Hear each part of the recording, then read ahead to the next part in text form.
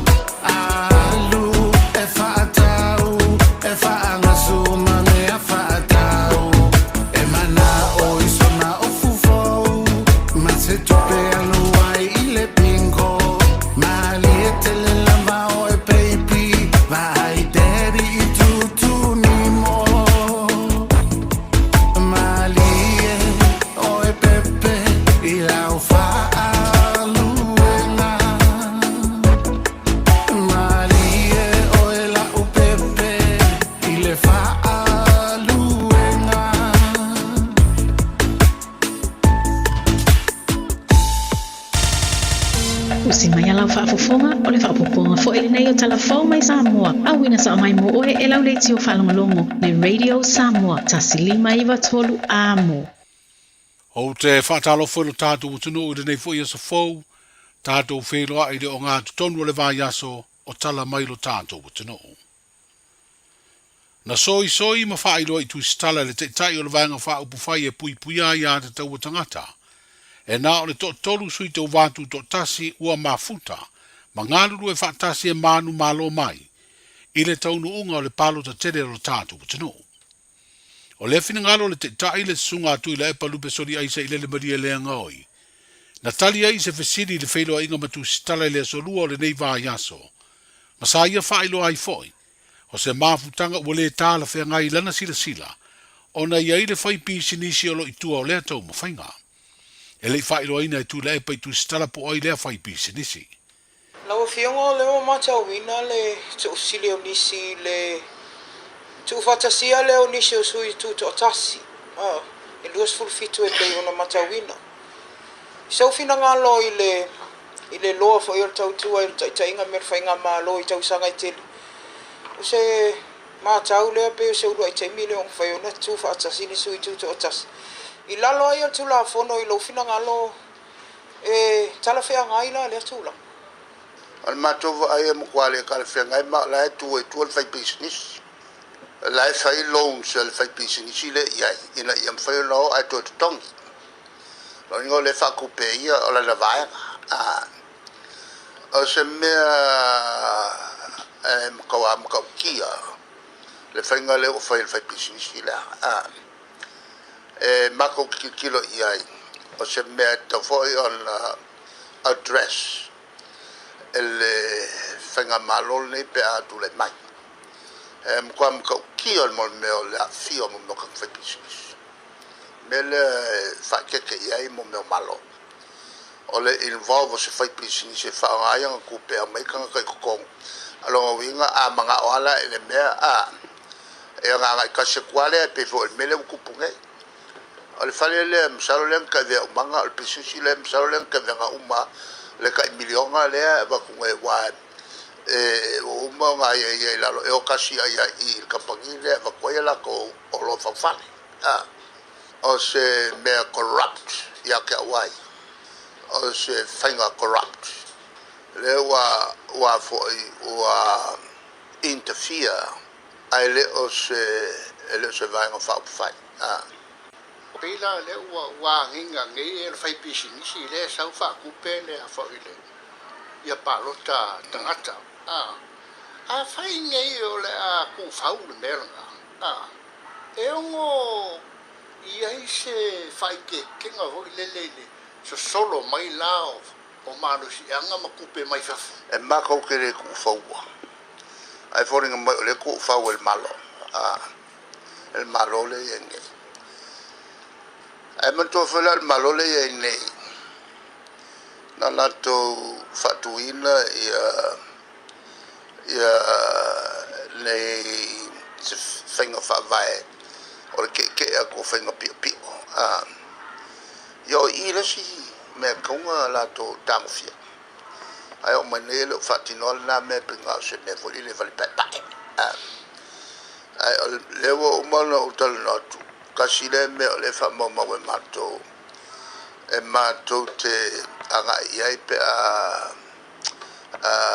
to fiel malo ne ve ma o vangal ne e ve malo Le sunga tu ila e palu pe soli aisa ile le badia le ngao yo le tai.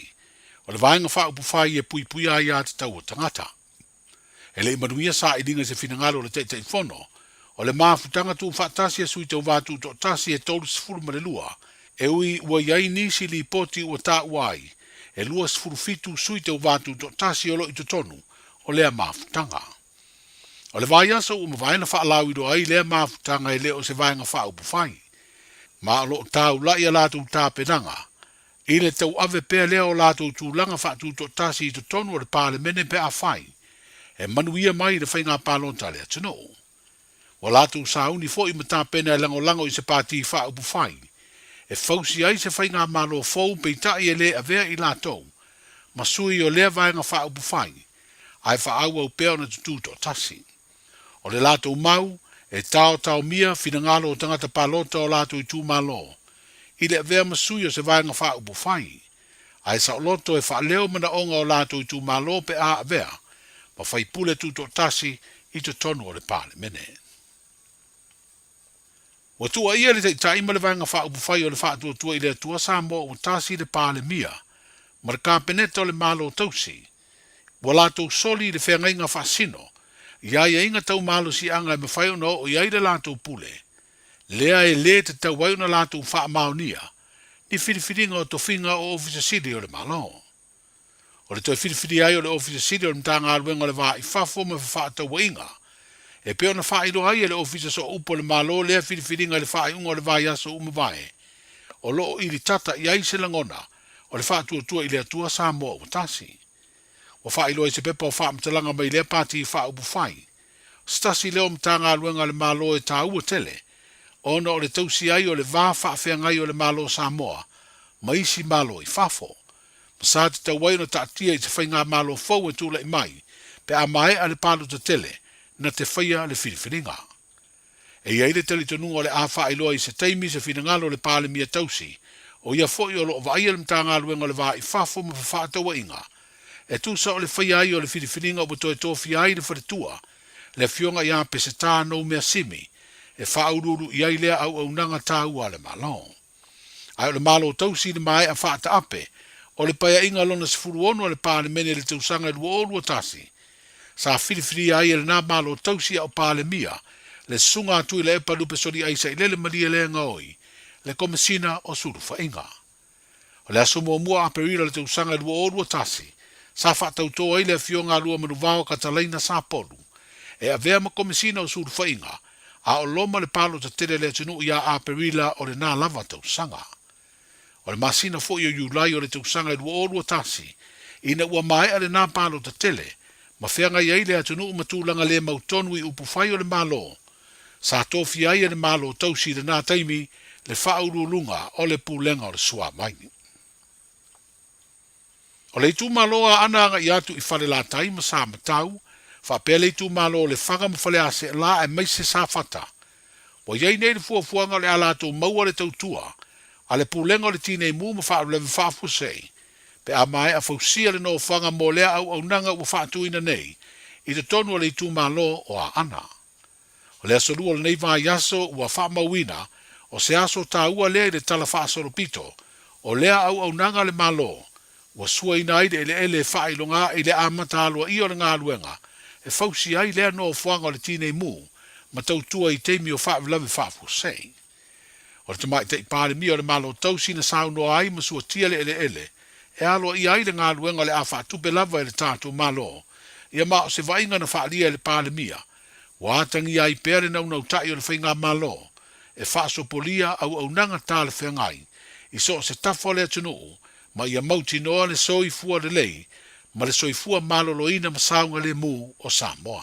O le nei ofisa tine mu mautu, o le anabatau o mai o na whataoto, ale malo. Ina ia mawhai e le pōlenga o na whaawau, ma ngā whatauri maina e le au whaingaruenga, ma mea whaingaruenga tāle whengai. O na tali atu i so se wala au o le amana o mia, e so se tangata o le nei tu o le tunu. I se tūlanga vave, ma saunga le mu. Ina ia mawhai o na lawe a iai se soifua, ia ma whasau ina mea tō tino wa afia, pe o le a afia fo. O le nei polo ke titeli, o lo o whatupeina lava le tatou malo, ma o se vainga o lo atangi ai pe lava le nau tai, o le whainga malo, ina ia whaso polia, au nanga tala whengai, iso o se tafa o Samoa, ma ia mauti noa le soifua le lei, soifua malo loina, ma saunga le mu o Samoa. O lo uatangi ai foi nei poloketi, le taitainga ma le vai mau, a le tātou komiti whatonu, ma le pūlenga o tinei mu, ina ia si itia ma whalau tele ina lana o nanga mo Samoa atoa. Ma e whaia ia umasui o le malo tausi, whapea le kapineta, e whaleo se angang o le whaftaitele. Moli le nganga whakai se kou whama mau, ma se kou whakau toko, a wār kapinganga o le whama moe nei. Ma kou i kua ngei ia anga ma Samoa. Ma mau ai pia me ku working mu mo le lau kele o le ku o kinga mu le I mlawale fatkoa la wale a kupular fa la pe kupu se malaya se moka pose fale o le kumalo ai kuma I se sosan a la de fengai vale e ku war fale mu mangi ko pa ia malo ko man yo nga wa uma le pia nga uma le e ka uma ia pia mamau ya wa o le fainga ke ia wa mai ana se fa mo ma fa brabe a o le nganga fa kai fa ka ko mamau ko fa mamau ila o fionga ko mai kai pa mia ma fainga malo le wa ka ko vai ma si ni kai au wa kau de famo moe kau mangaonga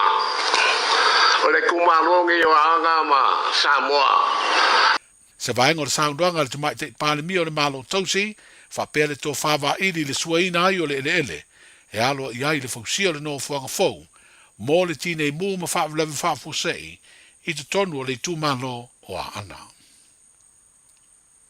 O le lola palota autu le ua mao popo nei ma o le a whaonga le whainga palota le atunuu, I le asoluru ma le asafroide o le vai aso asau.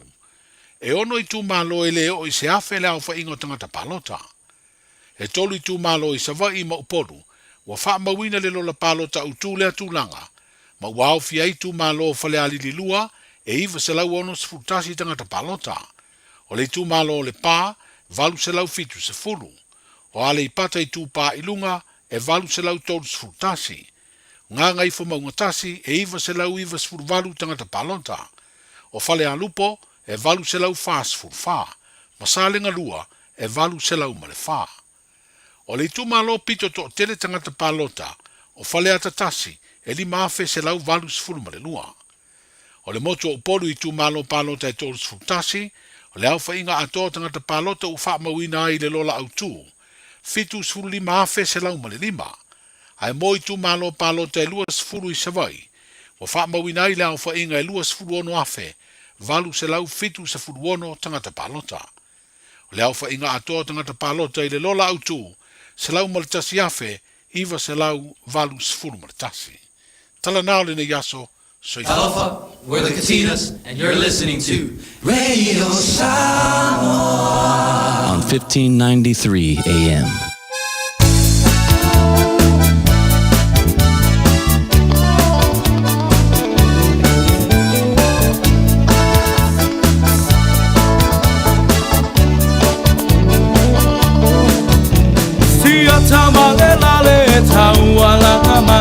I say you so I you say so I Aulota oto ma etilo tilo iai Ewa ese solo ai na e alu atulea ese ainga Olo fai se lotu ai fai esa tasaminga Wa emole manaba na ositoya ina Le lale ua matela ina Foi messa falinga Massa feelinga Emoni e alaba ita Ete talanoa Ete leiloa Mana tole tawalanga no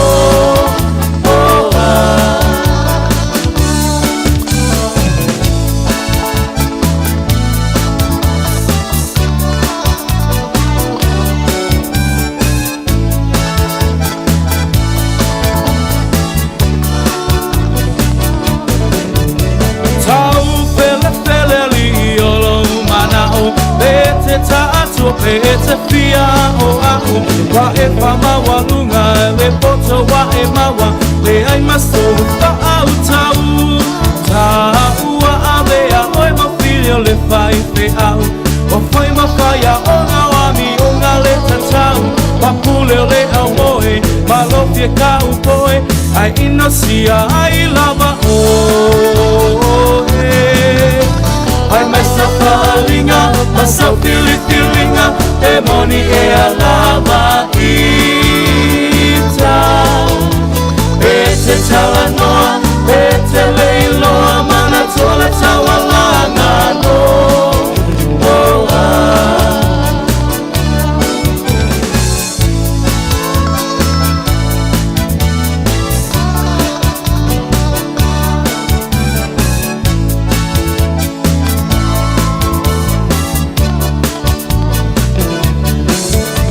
Tafamaiata o ne babeao Anu o le mao ua babao Olo upito ie tonga fao Ma ato ata oto ifo O wae pupula male ile po atoa O fiwolo tina ilo ufa asopo hoa Olo fia viia malo fia iloa Ai inosia ailo uiko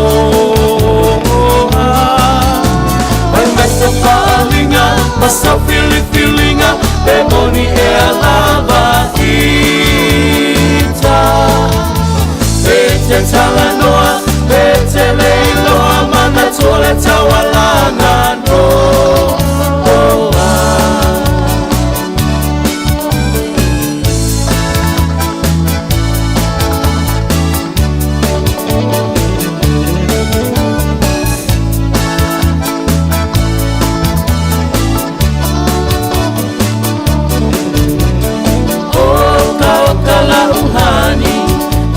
Uhani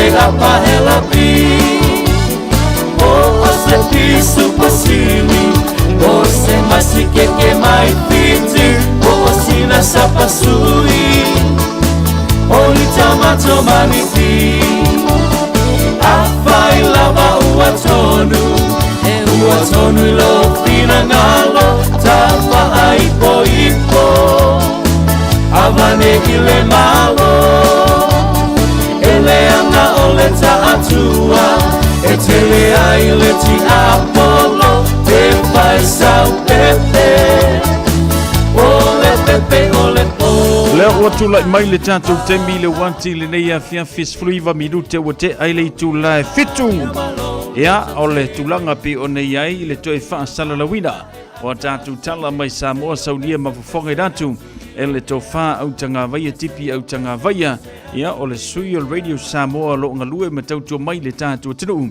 mo le tu fa tasia o tatu tala awa lau fa fonga ma lau si la fia o vaenga o lo tutupu i lau whanua o le tatu tunu ile o ngā totonu o le neiva yaso ta lo si ele o la malmano si mai le tua te iantu lo tu sui fumaruia i le aso a tai au i le tau le valu o le a whapenano te maua sisio na whapoponga o le toe whaasalalawina o tatu tala ia male tautua le radio Samoa sfulima iwa tolu amo ia mahlongo puia li iei le tatu tunu i vaenga pi ona tutupu i lau whanua le tatu tunu tasi le nei fuafuanga ua tatau ona leva ona whaia i tutonu le tatu tunu peila ona o whaalongolongo ma whaafonga tu i le tatu tunu i le tu maloa ana o leo le a fausia i se fale tinei mu i le masalo po le whae le 5 tausanga taluai so o a mu i le tatu tunu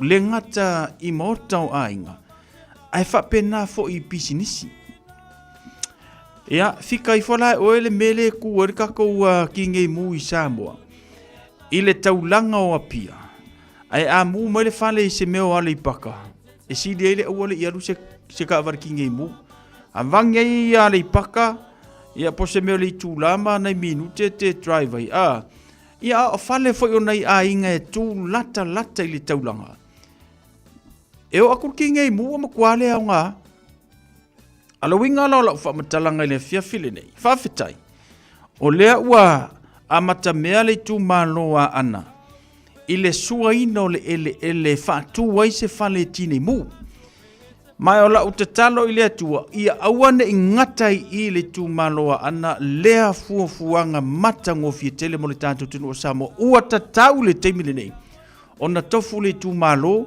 ia fuafua i le mamau ma le whale tine mu mata ngata e whainga ruengai o ngi whapea fu le sea mu se whale se ainga are melo ke longi e alua e kasi ale alu solo mu or kako aku ngu sole makaukia so oa pe ona yene te usanga tona etu nei ke le le whale maota nei ainga sa whapena ona whatama ia ele malaya ia pangale tau nu watu le official tine mu mal au whainga ruenga ia wala isi ngai o inga e tue whai ai ua makuale au ngā ia au le manatu le telo le tātu tinu nganga kuar ki ngei mu pasi ma whanga au kama ale mea kupu e whai o le fiwe kakari e kaungu aku loke angele mea loke angele e pasi aku le whanga au ua le au ngā whale o manga mu ale fufuanga la lea le wa matamea ai le tu maloa ana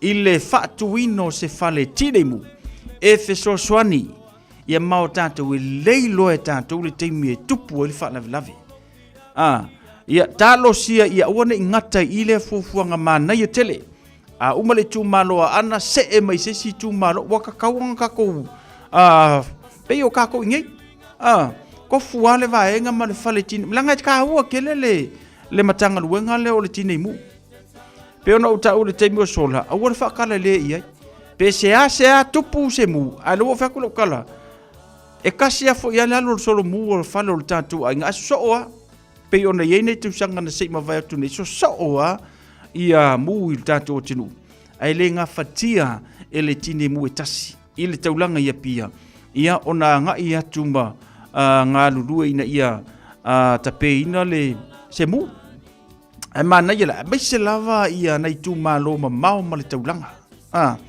ia wai pe ono tau e se a tupu ai le teime tupu ai nei vai ngala le lau mana ia e lau fa long atu mal fa fonga me le tatu tunu le wa matalia le tu malo ana ile na foi fufuanga ta ua tele ia male nga mo le tatu tunu ia tatu talo le tua ia mo pe le ola mal malosi o i lava se fainga malo tu la mai te ina le tatu tunu au nei vaenga le na ia e mana ia ai nga ia wa ia le sefe no me to tino nei ainga le ngata foi lo le sefe foi o le ola mal soifua ia wa le ia sisi ele mu ka ro ngia le nga mu e makamiki ia tu langa le na te tawai ona ia le telo tini mu i tu malo le tatu tunu ina wa lu sumal familu te tele tu la fitu o le tu le radio Samoa se furulima iva tolu amo ile nei fu vanga le afia fila te mo sisi va popongo tatu tala na mai Samoa tal valu la so taya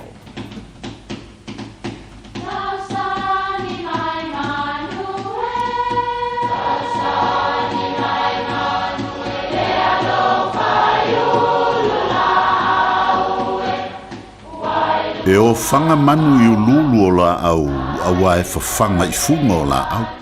A o le tangata, e fafanga i upu matala. O le mafileo o alanga upu mamuanga ngana Samoa maona whaapongai, e a fua i lona sio mianga. O lona lea sao i le whaatufunganga o le iloa whaale aso, mai le tautua se ia o ina pule. O alanga upu mamuanga ngana, ua lanto mamanuina le tō whamanino a Samoa, mana tua fo'i, e tāo fitau muli le atunu. Ona malele leo mari e tō tuila epa i a manu Samoa talo le vave whapea. Se manu Samoa ua tawhia whaleali li fua lava, talu lauanga le lei, ma lou toa. Ina ua ina tau mawai mari e toa ma manu Samoa. Na whapea i fo i leisi ma le lenga mali e toa. Manu Samoa, o le aono i a whalea lili a inga o le mali e toa. O le upu ua ta fia whalea lili fua, o lono winga ua ta mimita ma fia i mea lelei ua whaia se isi mo oe. O le mawaenga na i whale punawa Manu Samoa malon tua fine o tautia pangofie. O manu tāte whaamawai ai, o manu foi tāte toe wheiloa i ai. O lonuinga a whai tātou te wheiloa i male manuia, i lea lofa o lea tua, o manuia foi nā tāte toe tau mawai ai. Manuia lau whaasonga le ne yasu. Radio Samoa, tasilima i watolu, amu. Radio Samoa. Tasilima i watolu, amu.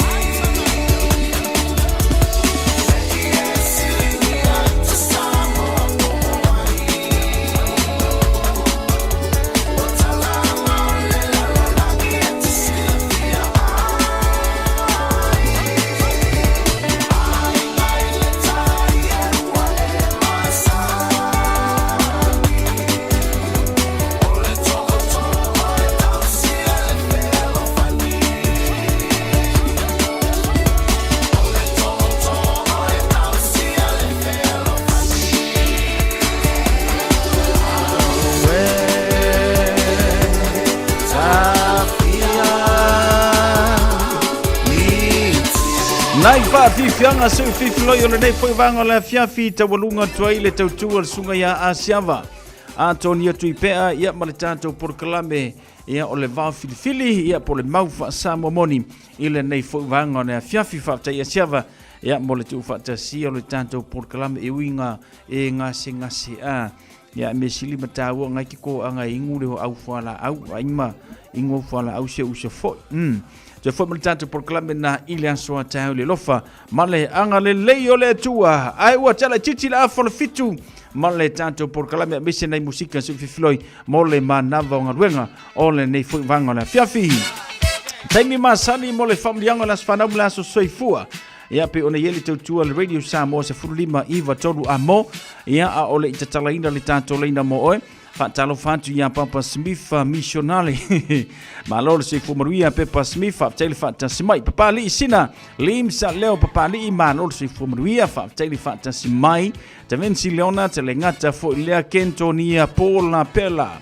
le mau male tanto por clametina nga wang fatele fata simai se uso ya pira the man enrico le mafuta mai le nei fuvanga fiafi ya le ngata fo ilea se uso ya le va polo yoelu unga pole mafuta mai tano foso tele fantasy mai eseta party fantano fantu manole sui fumaria tira sa ene le mafuta mai lungo le tanto YouTube channel manole sui fumaria le nei fo ia fiafi familia las fanamula sui fua tolu fitu tan silima i tolu le tanto leina ua tatana tumoe ele nei fo ia so lus fulo akuso lua o lo liba tanto le mai le lofa maranga le leo le tua mal familia o le tanto waso fanau la so sui fua ile nei foi vanga la fiafi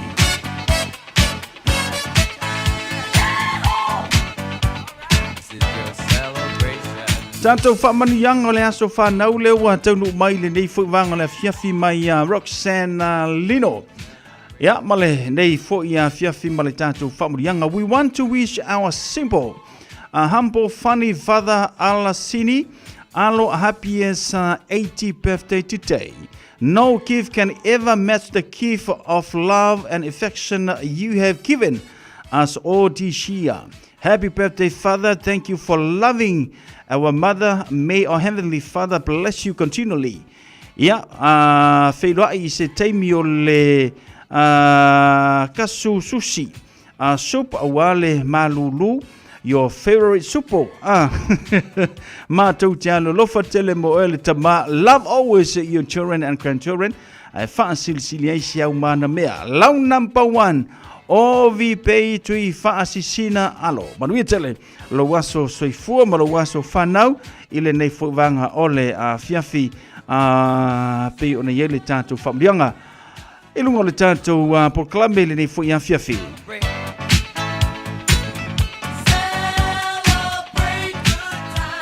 Birthday greeting ni vivi faya o mato nganga ina ua mafaya se tasio la fine ya papra anelesa mai vai moso masa napu o na ia ulia mai lona luas fultasi tau sanga ile so fa fetaile tu o nei tau sanga e tele wa ia fo ina mo tu mau ile teina lelei usitai maloto lofa male tau safia alofa ngia pe o ele tua ia lo wa mawai le nai tu o Niusila mo wa onga awa lava so luma na imanuia alofa anga ile mavai ma ya ma o matua uso mo tuanga ne fa silsile alofa anga ma ya nana mapampa fa pe grandpa photo tile sa o ainga o mai Samoa ma Niusila nei happy 21st birthday sweetie manuia tele lo waso so fu ile so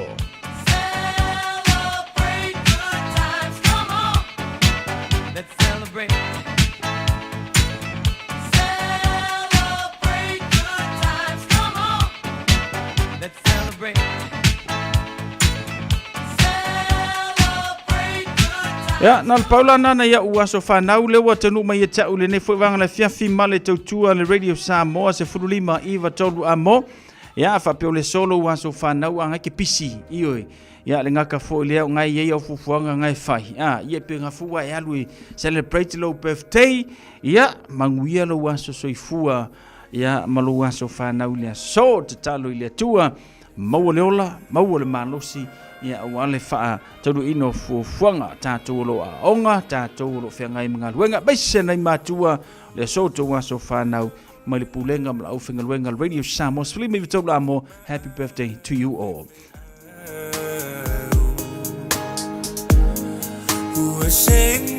Sengi ai fo ila ngona ole chino male ma fa ha o se fa ti fo I o le langi se I fa leo mai sona le ngona o se ave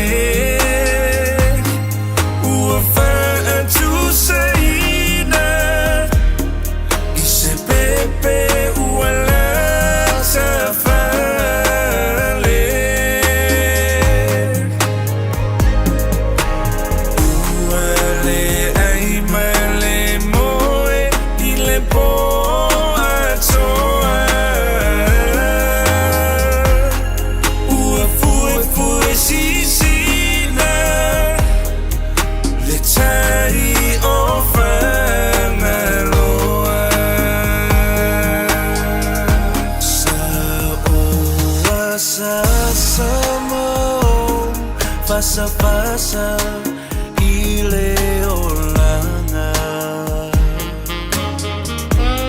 ai emole wila mai loa tu ai o foina ua fati fa anu tu ai nei mana to eat.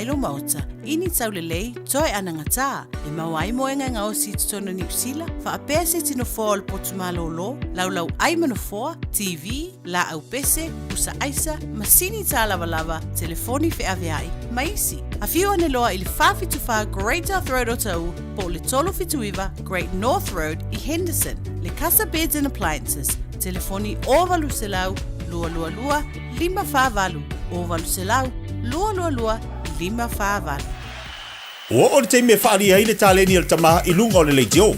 A wale aso whapitoa tamaha ua la tamai. A whai e whiwhia lau tamaha tau tala, whai tala maalie, pe whai ana whamtalanga e winga I talonga, ma tau te wala uria o ia e awai, I le tauwanga, tamaha whaasaralau a le Radio Samoa. Po e se vilo po e tusa ma le tolu se furu leono se furu se kone, o lo whaatino ai lau tamaha le whonga ino le talonga le malu Samoa, o le kamuni TikTok. O le tamaha e sili ana reactions I lunga o le Facebook, o le amanu malo I se whailonga, mo le aso whapitoa tamaha. Lafo mai lau vilo lo penga te whailangi, radiosamoa.co.nz/dad. Po le Facebook Messenger le Radio Samoa, e whaangata tato vilo I laso whao si tema. Ma o le nei tauwanga, e whapitoa mo tamai ni sila. Ia manu e tele la sao tama umalawa o le lalolangi. O mana umie oe po se isi lo a inga se fisoso ani tau fe malanga inga moni usila. I mata au po pe o le vaita mai no whanau po o ngaluenga. A whai o lau tali o le ioe, wala au loa Ken Ferniho o le Fern Immigration Services. E iailana lai sene, ma ua silia ma le se 5 tau sanga o lana tau tua.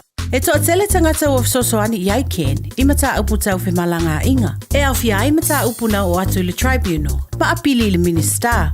Tanga iane le mata o Facebook, ma le upenga te whailangi I moli mau. Mo nisi whamtalanga, wala au mai le Fern Immigration Services, ma tala noa ia Luisa, I le oiva, lua 5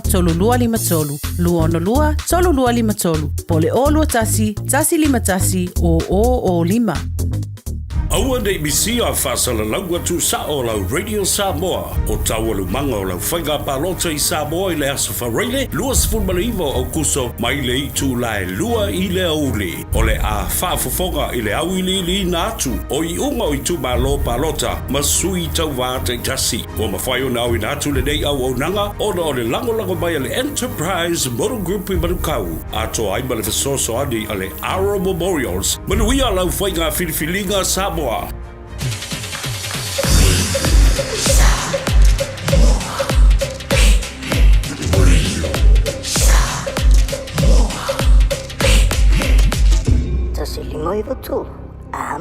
Tama ua ni ngalo le tātou whamoe le nā mo le tātou waso, oi mo le tō waso, tō wasao tama, e oi, le ei le tātou video re nā te tauona e tāngo e pu e le kusa o oi o le commentator le tālonga, o lea le kango e whaasala lau le tālonga, ia awala ne I sasi sau whaasala launga, ua o le telo au reaction lunga le tātou Facebook, ma le tātou YouTube, o oi o le manu malo. Lau kango e kongi e kusinga ka whakaikai, o lau video le mo mia I le tātou podkalame po le tātou tauwanga, mo le aso sao tama. Tongi po le tonu sao skala po le sabo, pase tu level 2 side first 5 tu level second 5 tu matoni a Brian Mal, watalo Brian Mal, papalatu let's go. Whaafofonga I le tautua a le Radio Samoa. Kai whapenga la sia kako wa mio. Eo, kai whapenga sia kako wa mio. O lea la a whai le tātou tauwanga. Ia wa o keilo o kako. A kalangua mai so le pi o kamalaka pi. E le I yo o se malaela ka pi. Kai whapenga la. Ia, sia kako wa mio. Ia mo le tātou tauwanga. Mo le aso sao tama. Ia pe ona yele tautua Radio Samoa se 5 tolu amo. Na ia tātou whaasilsilanga lau tanu mai e tau le neia fiafi. Whaasilsilanga lau tanu mai le tātou podkalame o le vau filifili ma le tusi o le songa. Awane ingalo saulo minga o le tusi o le songa whaatasi ei ma le lolo minga o le vau filifili.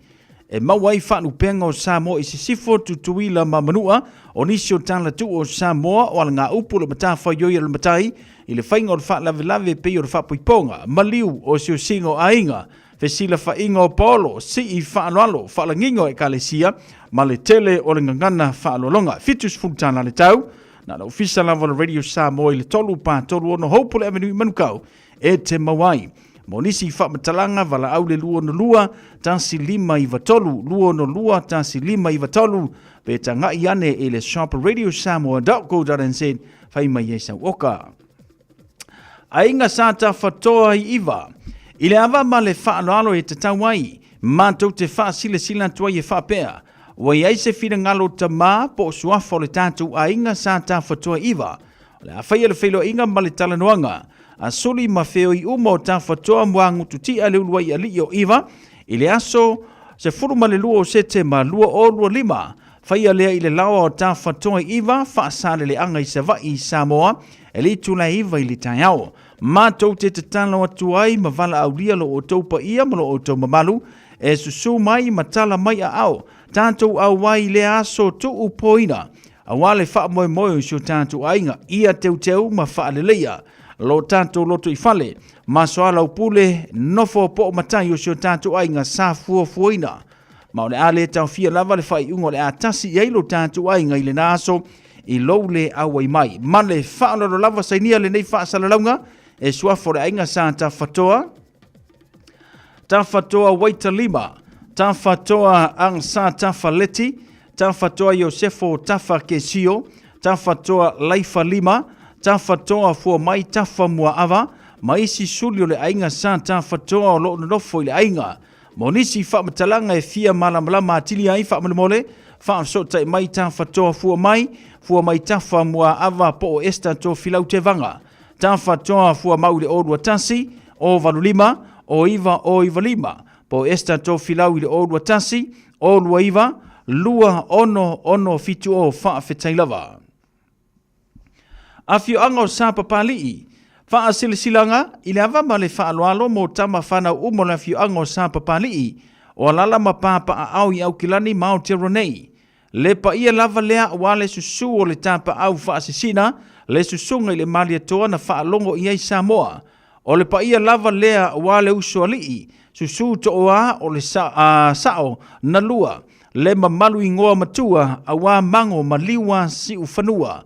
Ma upu ia te oe sa papalii. E fia wha manatu atu la tātou lotu wha manatu o le tai au fau. Whai e le aso sa luas mor wha o kusalu o lima.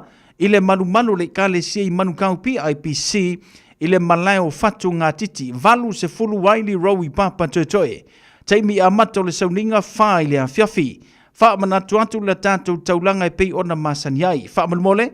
Tau a ao mai le pleite ale ainga mo sa tātou wha malostino pe a mai ale sauninga. A lofangia le tua le wha moe mo moli atu elo tau soifua. Maso mātou wolan tātou whilo iai i le manuia. Ma le wha alo tele revena karima whai ai ma le laulau le maftanga. O loo sainia le tātou wha silanga lena. Ainga sa lua whau. Mātou te wha tulo watu i lau wha whonga anga Samoa tulo na lava. I le ama tele ma le whaaloalo mātou te wha manatu atuai le mafutanga. A le ainga sa lua whau a maise paolo mangafa. E malu aisi o mātou ainga le pito nu o tā fito i mangiangi. O le awha tanu ina le tātou mafutanga e pei o na tala doina. I le maoton le awhionga le teitai. I le numera se furu ma le wha pe salo place i Otara. Aso tolu se furu ma sine valu lua o lima. E le itu la suma le tasi i le taiao. Wha malamole mana tu atu sau blade mo se tātou wha malastino. I le na aso, nisi wha matalanga wha so tai le telefoni, o lua tasi, o valu o no tasi fitu valu, wha aftai, o le te fono male laulawa fono, o loo sainia le tātou wha sila silanga lena. Ya, paulana e tātou wha sila silanga lewa tanu mai le tātou porkalame i le tautua le Radio Samoa se furulima iwa tolu amo, i le nei fwoi vanga o le fiafia ma le tautua pei ona masaniai. Nisi vanga te fia malamlama tili ai, ya wala fwoi nei e tātou wha silanga e mawhai ona evala au mai le lua na lua, tan silima iwa tolu lua na lua, tan silima iwa tolu, ya ma le tautua a le Radio Samoa se furulima iwa tolu amo. Fatalo fatu matalasi leota ne atinganga. Le ngata whare se use lewa polo yelu unga po, sa loi so afaneru ma lor se fumruia whaftai. Ya le fatasi mai le nei fwoi vanga ole afiafi.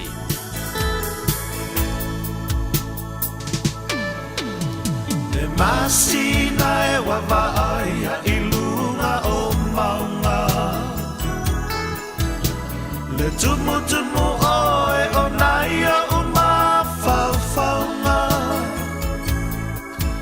O le amalanga i nu uese, ae le ngalo oe la upele. Le alofa sai o ta lunga ia e te uina. fasai o talunga ia e te uina.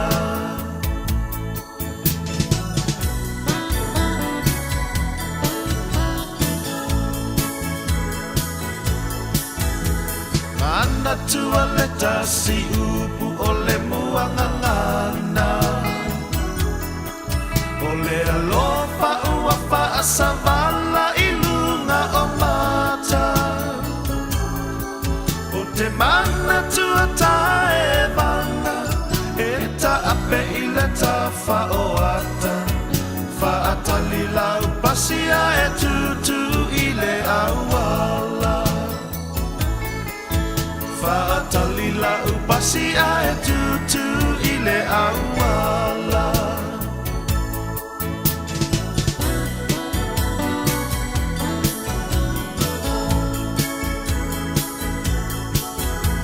Lo ulu atau vale i le nei mea. Le taimi muli muli o le a e lele i le ea. Sai tu mai ai lau tu si sa o lau ina muli muli. Male malingi o uloi matape wa o wanga leanga. Male malingi o uloi matape wa o wanga leanga.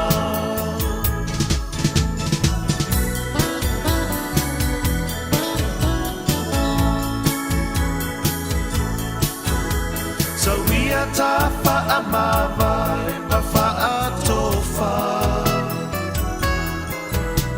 Le fu ole alo faya ngia ngia ilo tava. Lo fatu pei ape ile fia vai ia oe. Tau le manong yo semea e ai tino wa vai vai. Tau le manong yo semea e ai tino wa vai vai.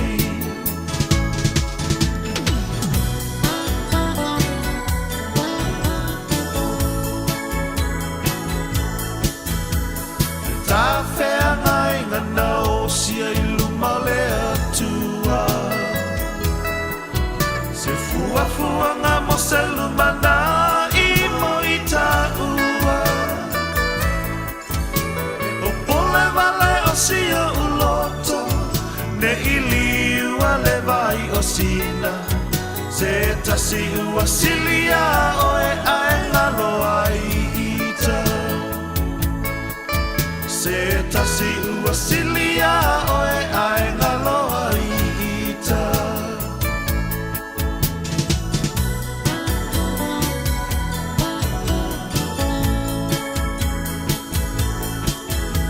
So ia tafa amava e mafa atofa. Le fu ole alo faya ngia ngia ilo tava. Lo ufatu pei ape i le fia vai ia oe. Tau le manong yo semea e ai tino wa vai vai. Tau le manong yo semea e ai tino wa vai vai.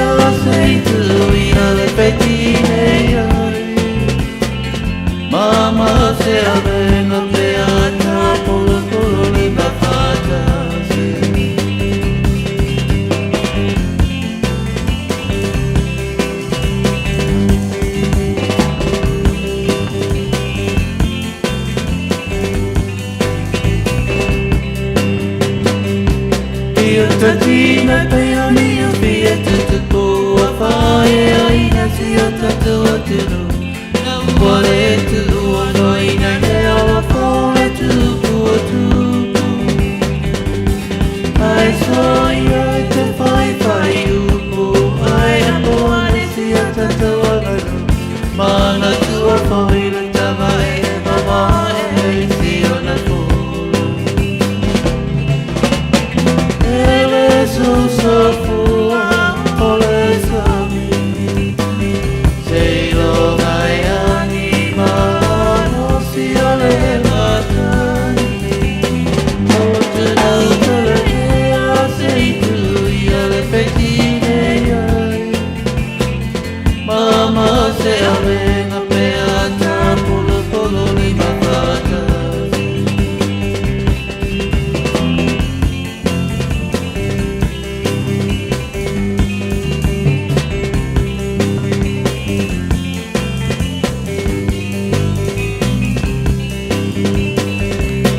Samoa e mana tua O nai leo leo ala I roa I le pui puina O tau ala la whana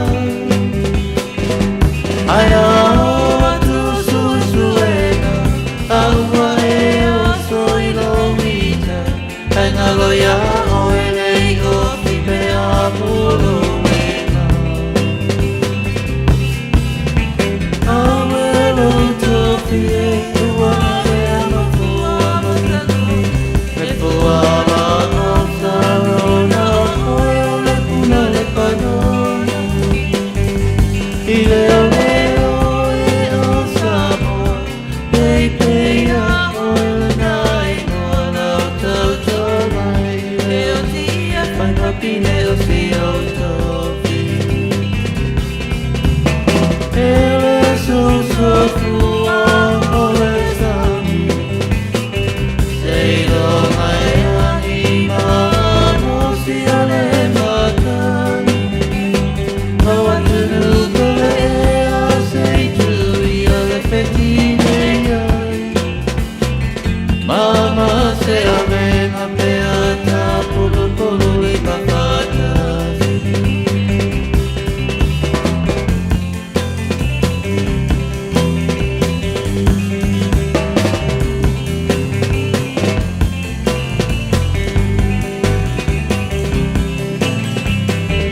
Nai whawhiwhianga sufi floi mo tātou le nei a whiawhi pe o na yele au whai special 5 star. Ia, whapena fo I male si whonga mātango fie. La whai special pe nino tia whau pe o na iai. Ia, tātou whawhiwhianga a o alo atu le tātou turu I whainga malolonga. Ia, a mei se ili to telo niso o tu taula whi au mga luenga le nei fwoi aso lulu polo ngā te tono le nei viaso. Ia, ia le lofa malanga le lei o le tua. I le ola malemalo si o whapenano fo hai pia mo tātou. Ia e whenga i ma whi au mga ruenga. Leo se mea whaingo fia le usu le tai awali. E so se teimi lawe te anga I te whenga ruenga. Leo se teimi whaingo fia mo oi. Ia e wha moe moe lama fo I le lofa o le tua. Fo I le ola ma le malo si. Wha tino I tātou ngā ruenga. Wao le nei atu nu ma le nātu nu I te au mauai. E so se keimi lawa e wha pena ona e ngā rue ai. O le usu le waweao o le alu wha a wauli. Ia o le alu le wha a fiafi o le alu le po. Ia o le alu wha a waru a po. O kaimi umanga e mawhaingon kako ngā rurue ai. Ia pe o na tātou motu mai e malitaua. Malitaula. O le asona le lale sa wha tino ai le te e a tamaita I a whaia onga. Ia a onga kolisi. Ia pe o na i le lātou a solo te e le asona le la. Ia au te wha moi le lofa mlanga le leo le atua. Ia kuinga se loko. A lofa I le malo le tau avea le tātou whainga malo. Se Italia tu I mana onga nei whaia onga. Eoi, no ta ua I le asonga fua. E pauleo le ngaluenga e whea ngai a whaia onga matamaiti. Ia e lalo I fo le tolus fulu. Ia anga I lunga I le teimi tasi le vasenga. Ia masano po se meo le lus fulu mantupu. Ia tamaiti le vasenga e tasi. E whawhea ngai la ma whaia onga I le telo teimi. Ia ai le ngata I lea. Ok, loa po la se kei me kakau nga malo lo le le mafau fau le mele ngi or whaia onga. Mai le ngata I nā la usu le tai au. Nga I le ngaluenga. O ino tātou whanau. Ia, koe alu le fale. Koe mafau, ma koe sikaki. Ma ta upu ia e so ina le vasenga. Wa tātou tūlata mo tātou iai le teimi pisi o whaia o ngā maise le nau o ta maiti ma whaia o ngā isu enga pe o ne i le whai unga le ne tausanga. Ai a alu ia le vaenga le e whapena o na le fia iai le malo. Ai koe alu se solo te a whaia o ngā au ngātu teimi su enga whanau whai unga tausanga. O le pāte le leila le pāte le na. Ia mantofu o tātou le teimi le nei. Wa faisi taunga tau le sui fuanga mo tātou. Wa alu mai lunga le tau o loa ia o le tau o mea wa tātou sui fua maola le nei atunu. O le mana o ngala nai whaia o ngai tau o natali le malo. Ia, o le pe ia le whapasengi. E wha mai le malo e pe mai le kasi pasengi. Ia fika i whala e pe fia kasi pasengi. Ia vaengala le na. Lesa whaatino i lolo te ea whaia o ngal kurisi. Lea sona leila. Ma le ai mani a o ngal kurisi. Ia lo ke lo le o ngal whanau i manueu hai. Ele i eini a o ngana leila. Sei vanga nai ia o ngala iti o lo whaawau pea. A latu wa o nga. Ae talo sia i le alofa me leanga le leio le tua. Ia tafa se fina ngalo. Ia ole malo ina ia whapenao na tali. I mana onga anai ali i matamaita i whaia onga o kolisi. Ina ia si tia o latu tutongi matani le mana onga whaia onga. Ina ia whatanu ina awa onga le whanau. A mese su enga le whanau au tātou walo atu i le whai unga le nei fo i tausanga.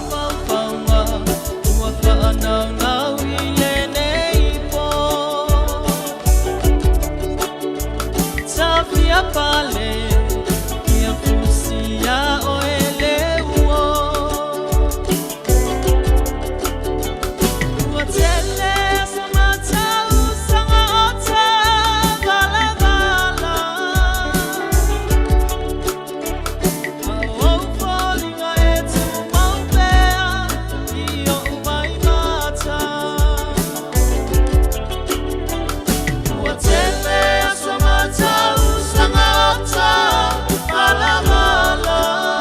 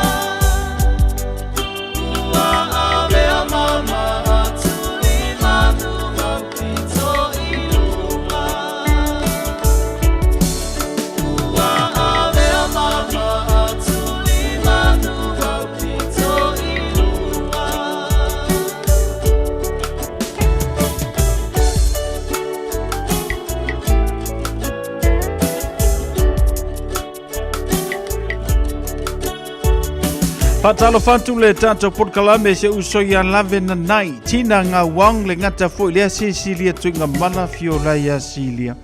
Ioe, ola le leva nga ngalo ngimo a le wai. E faia ma fai le fasalanga ka fiola. Ala fantu Silia fa le fantasi mai. Ele nei vanga le fiafi. Maria tua mai melpone Australia ma lor si fu Maria fa le fantasi mai. Ya, ma le tanto por kalame musika so fifiloi pe ole le tua ile nei fo ia fiafi. Ma le no singa wata waso wata ma waso ma fai mai le nei ua. Ma le tama le topa le fa moi moi sala vasia. Lo wata no ole la ole ona.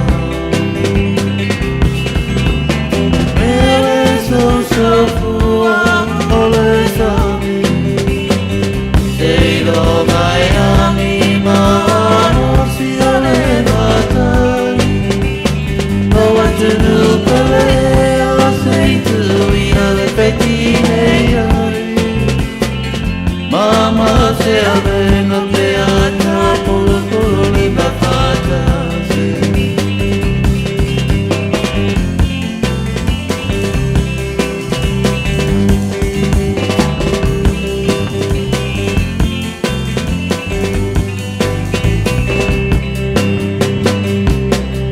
Tatina peonia fieta te poa fae aina si o tatua te ro.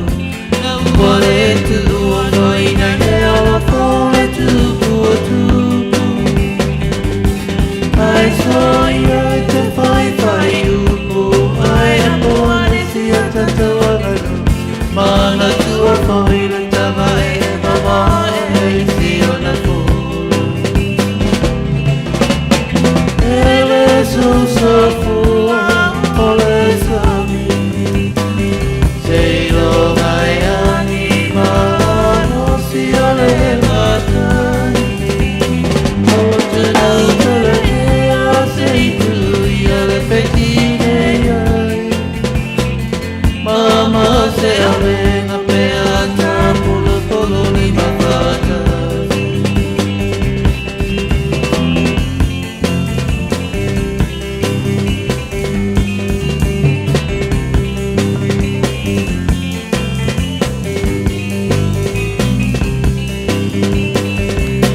Samoa e mana tua o nai leo leo ala i doa i le kui kuina o tau ala la whana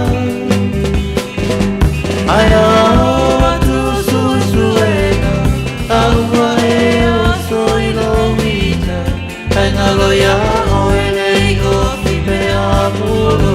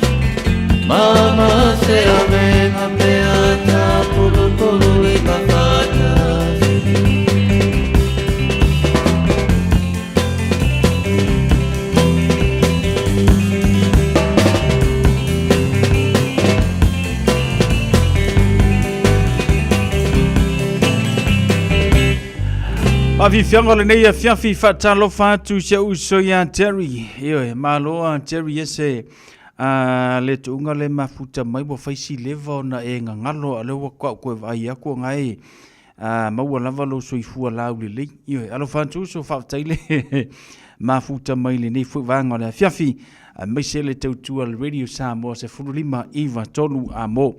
Vai aso fau le whainga pālota le tātou te nuu ilona aso wharaile. Ia lona winga. Ia tue paule nei o le awha vai aso. Ia tātou sāvalia le aso ngā fua. Ia ona tātou tau pule eile i le ola ma le malosi mai le atua.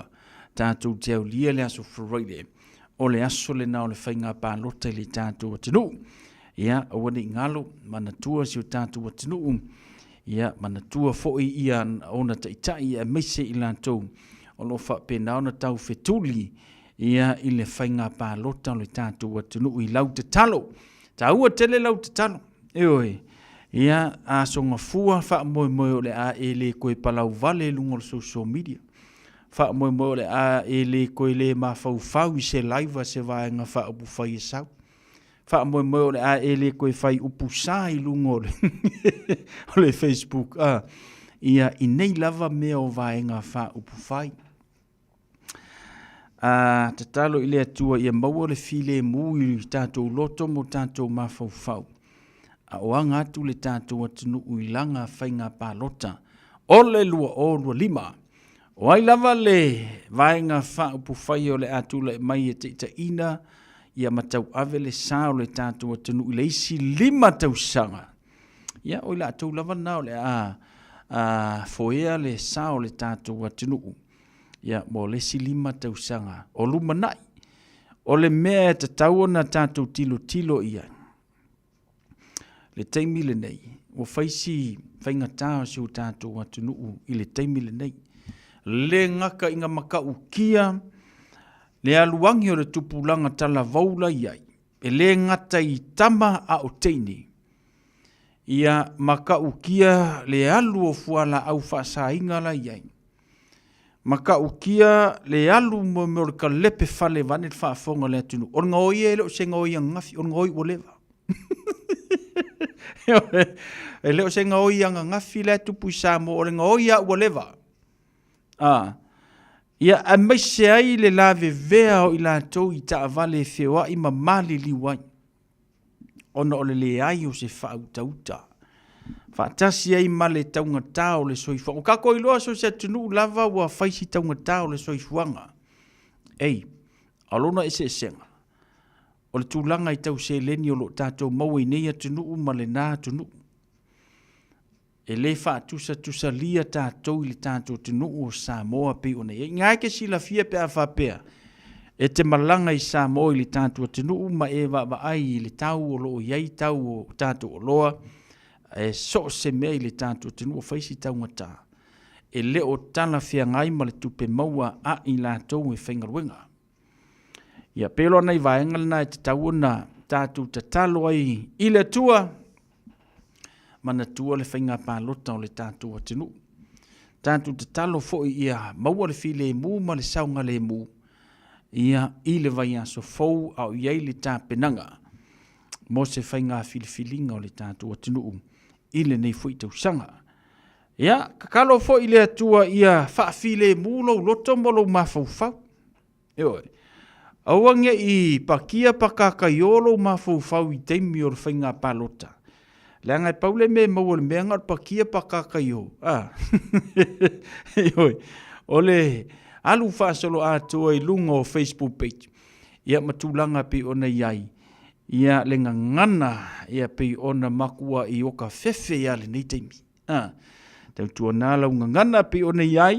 Ina ia whapena ona vea pea tātou o le whanau o le atua. Eo e. Hatala whatu Ronnie Samuelu i se auso le mafuta mai me le pone a Sydney, Australia. Alo whatu so, mo ema whantua ia meise ia o le whanau. Ia bale ainga peo mau mai le tātou porklame le nei whanga o le fiafi male tautua le Radio Samoa. Sulima vitolo a moinos fulvanu minute. Mo te alavalu.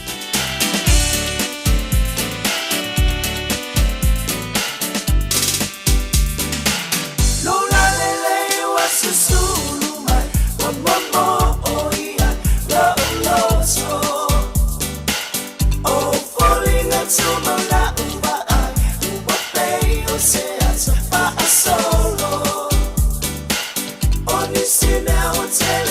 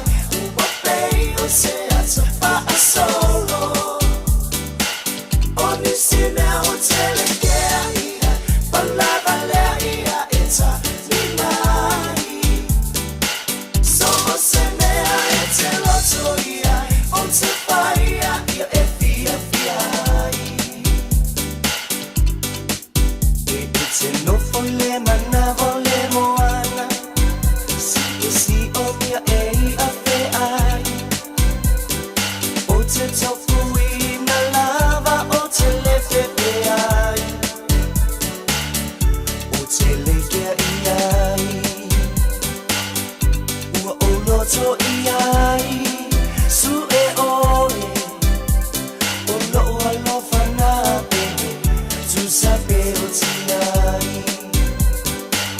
Lola lele wa susulu mai Wa mamo o ia la o loto Oh, falling into my lap, what bay or say it's a solo.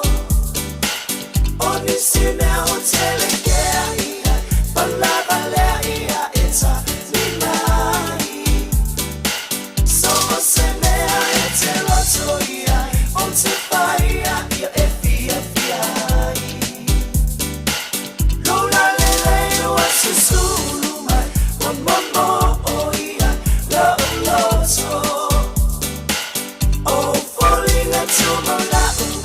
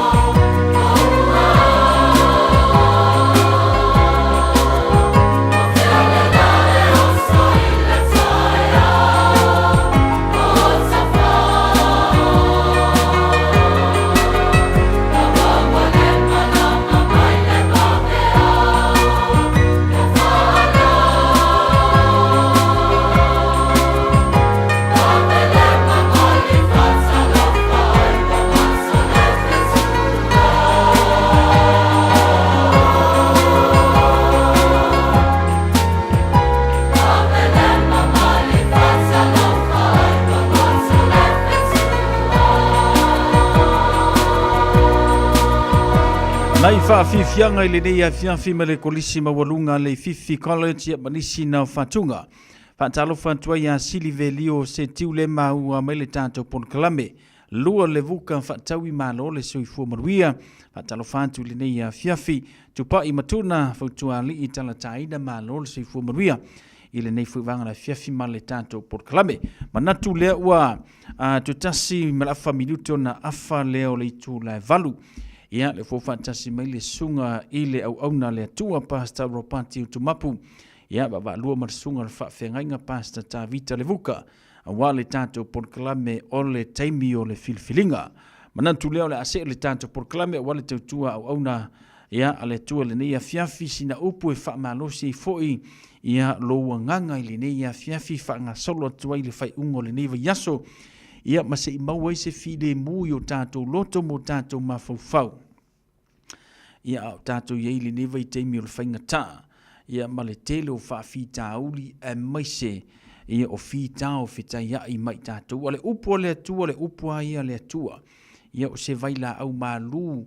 Ia e au ngā mo oe au ngā mo au. Ina ia wha malo si e le tātou sa valinga. O le melea, usi mai al wha fonga si wha poponga le tātou por kalamil teimi. O le whitwhilinga.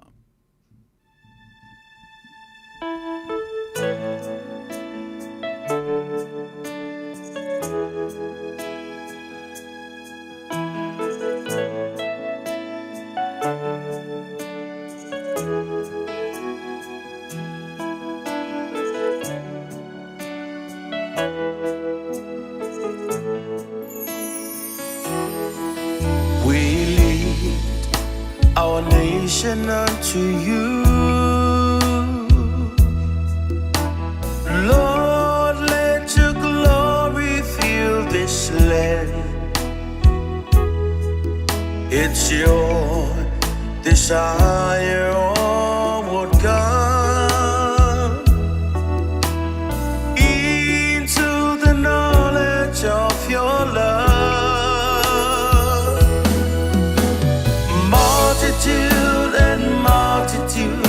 In the valley of decision, waiting to hear the good.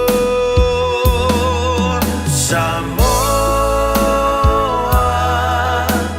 come to the Lord. Samoa, come to the Lord. Samoa.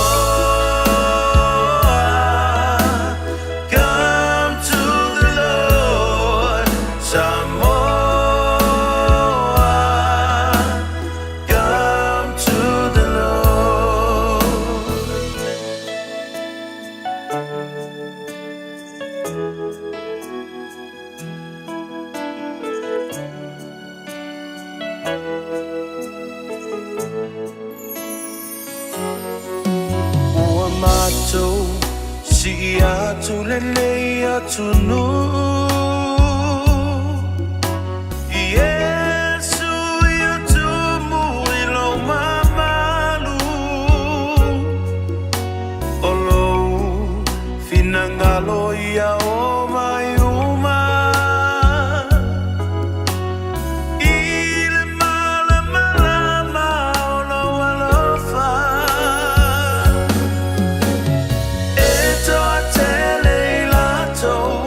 Ele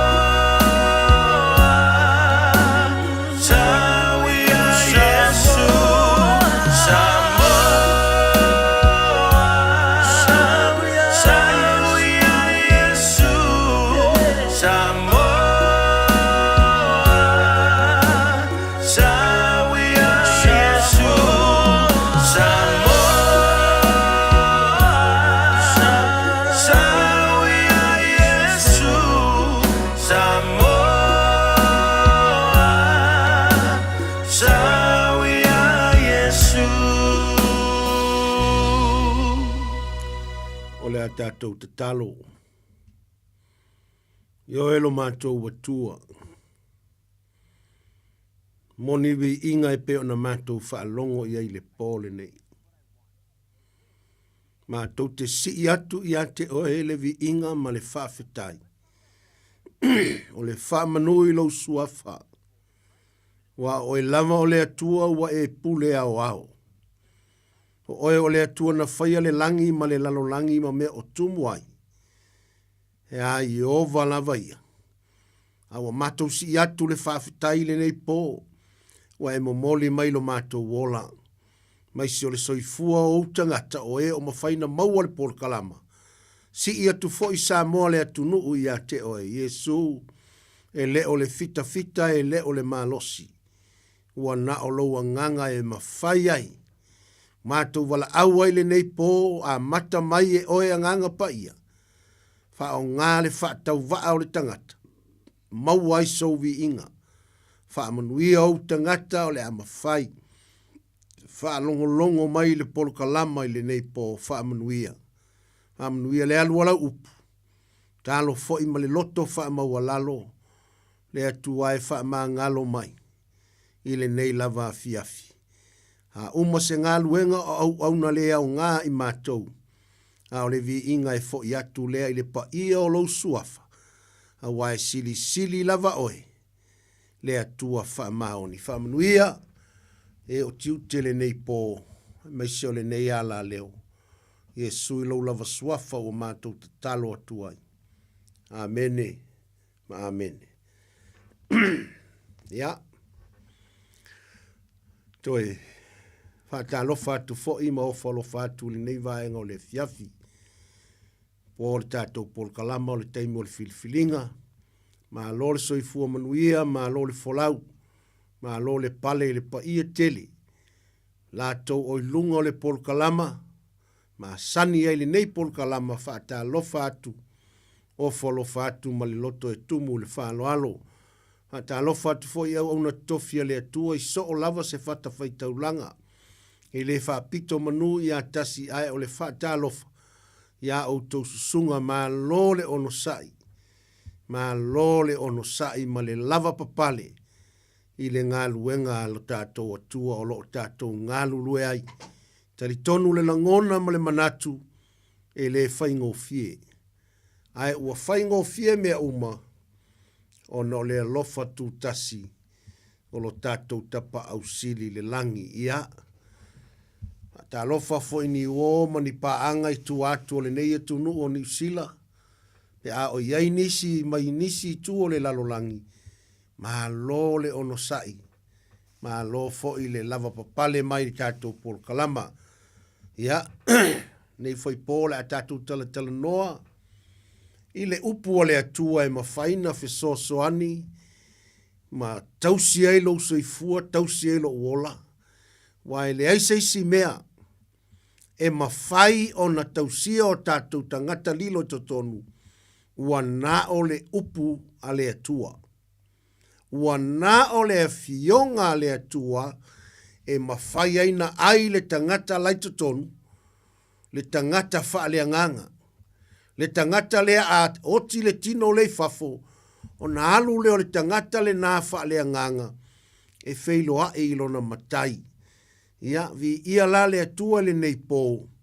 Whaafetai i le atua nisi o mafuta mai lunga le nei pō kalama. E momoli atu le nganga whaafetai lo o tou. Fia e au mai le ma turi ma tā ngau le nei pō kalama. Po asolulu taitasi. Ma ngalo mai fo i le au nanga pe a iai se lape. Le ase wha le tonu i aso ua tea. Ia nisi o fisuia inga i le. Pol kalama ia ono tu langa lava le ma alofia. Ne fai po ia le ua o fai pol kalame atu na o au. Ia wa le maua le sia o fai fe au. Po le uso fo tangata o le atua ia wa le maua se fasota inga. I le nei vaenga o le fiafi. Ai manatu o lo manuia le sunga le whawhengainga ia ta vita.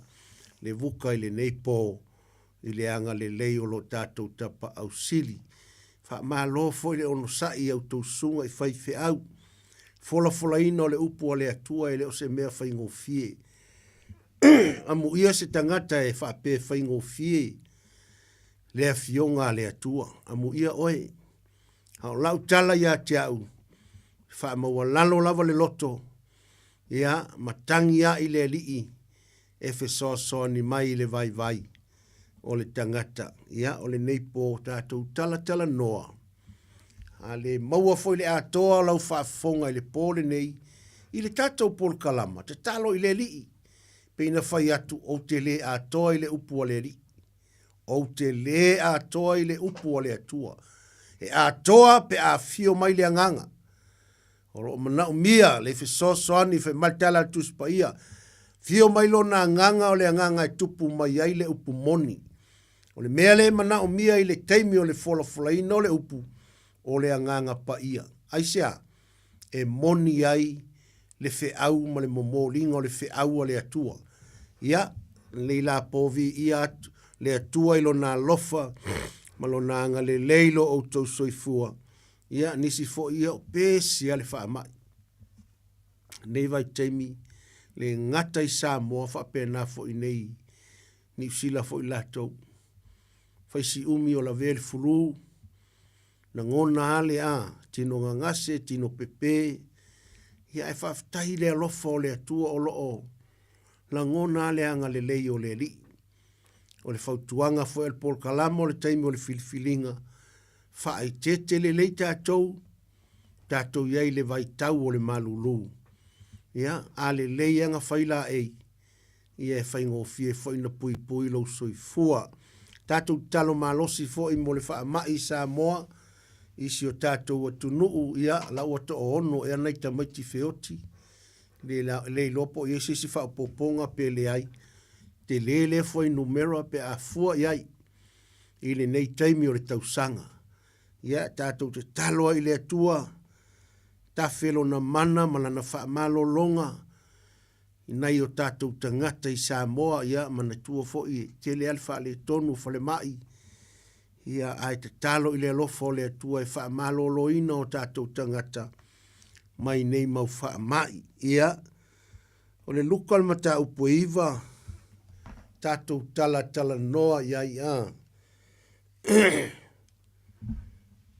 I le whaiupa se fulu, luka iwa, ua toe foi mai le au apostolo, ma wha matala mai ia te ia mea uma ua lātou whaia, ona ave lea o ia te i lātou, ua o na o i lātou i le tasinuu, o pete saita le ingoa.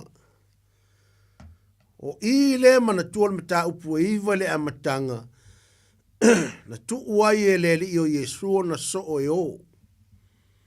E o ngā lulu e ngā luenga wha so. Ngā luenga wha apostolo. Ngā luenga wha so o mana ngā luenga wha apostolo. O le ngā luenga tālai. O le ngā luenga tālai e ala i le suafa o Yesu. Lua o le ngā luenga wha malolo.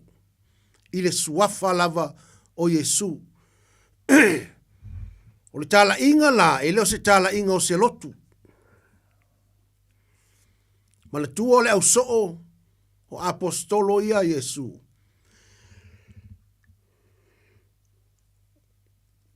Excuse me. Le la tau te ngā lulue, e o tau le suafa o Yesu. O le maanga ia o le mea la o e ave. Fai mai Yesu o e tālai, wala talata mai le malo le langi. Ma ka ua kulonga suafa i tangata. Aisea, o le suafa le mauai le ola. O le suafa le mauai le malolonga. O le suafa le mauai le malosi. O le suafa foilea. E manuia ai mea umatatou te whaia.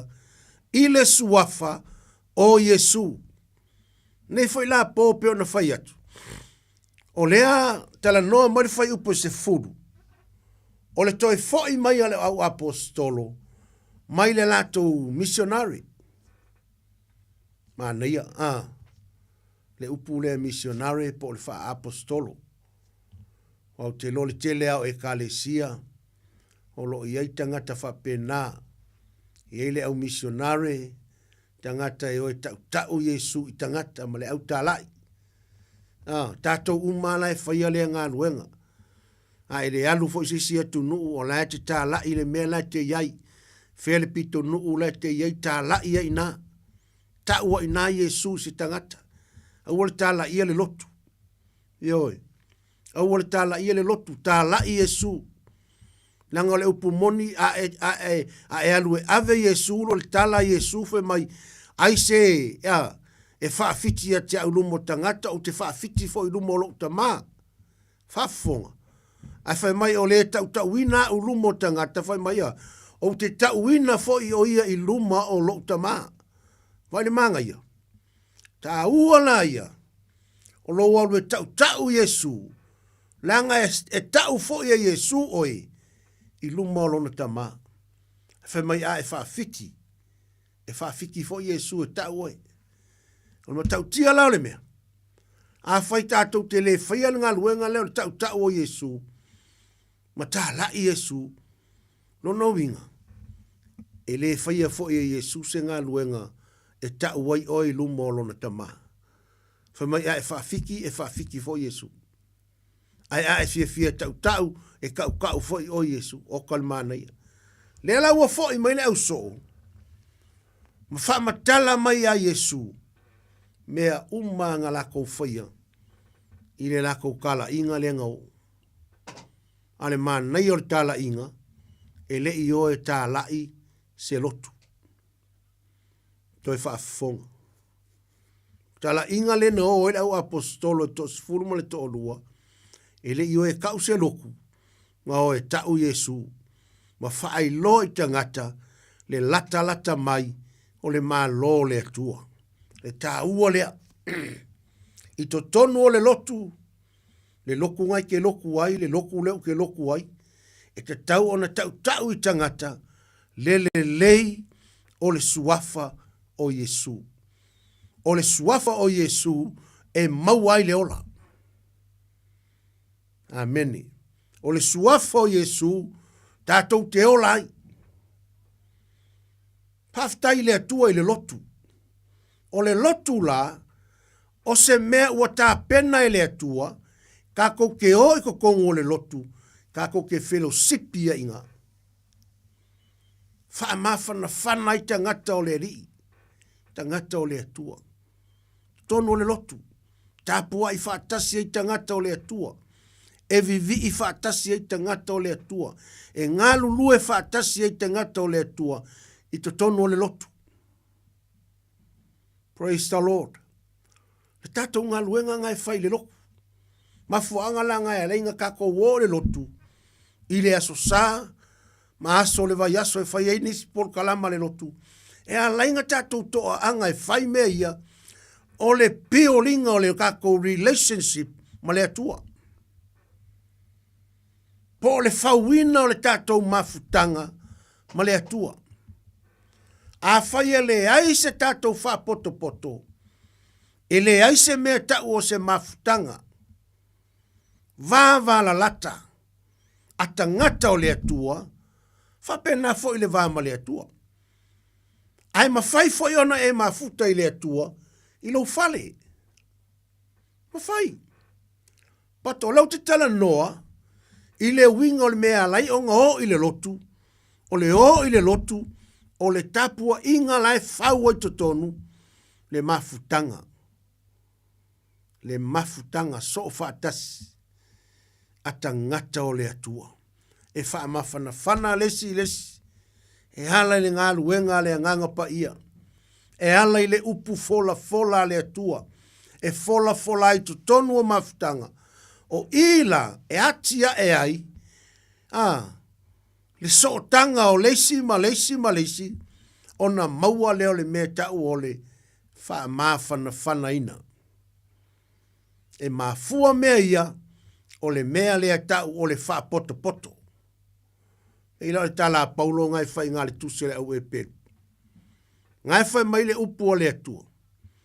Aua le la fo ina, le wha poto ina o i tātou.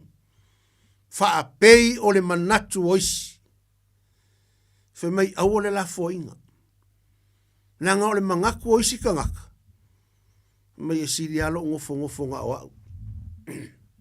E sa o alo uloto ilo ngofo ngā o au le fale. Ioi, mangaku ngā oisi. E le fia wha poko, le la whai mai, vai a paulo ilo le ia paulo le mele. Mai au le la fua ina, lono winga, au le tu ua, au le tu uina le mea leo le wha poko. Hei mai wha pei o le manatu oisi, o langa o le mangaku oisi. Le ia se me maua le mea o le wha poko. Hei mai fo isi ka ngaka, le mea o le wha poko ngā le whai kala le mea maua ai. Le hai e leo le mea ngai maua le wha poto. E maua le mea le lei le wha poto, le la ukango wha umaku le whai upu. Po le mea le inga fia le aposkolo. I le mea le wha poko. Le ngai amanatu wha le tino le tangata. Ia e wha le kingo fo. Ai manatu a wha le anganga. E wha le anganga fo. Tau po se fulu le tusi o e pelu. E lau whai tauina le lua se fulu ma le 5. Aua le lafo ina le wha poto ina o i tātou. Pei o le masani oisi. A ia fe wha ma whanai. Wha fonga i me maua. A ia fe wha ma whanai. Ia tili ai foi ona wha pea. Ina ua o tau i loa. Le aso o loo taulata mai. Vai le mangai. Vai le mangai o le me maua le wha poko. A tatou fia le wha potonga. Fellowship. Fai mai la le tuspa ia. O le me maua le fellowship so. Maua le wha mawhana ina. E le o fafo le kalngo i ele mea. Le wha mawhana ina mai totonu. Le tangata wha le anganga. O le atupu le mawhana. Ona o le wha potonga le auso. Langa ato tele tangata fia i le atua. E wha poto. E mafuta. O le mea o le a maua. O le atupu le mawhana.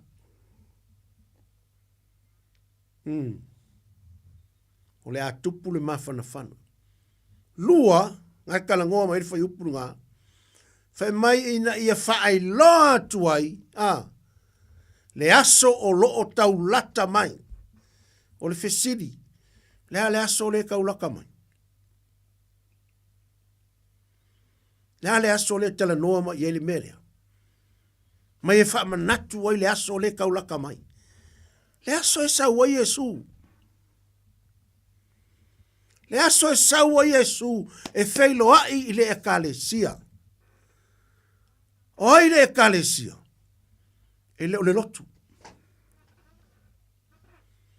E leo se ingo se lotu.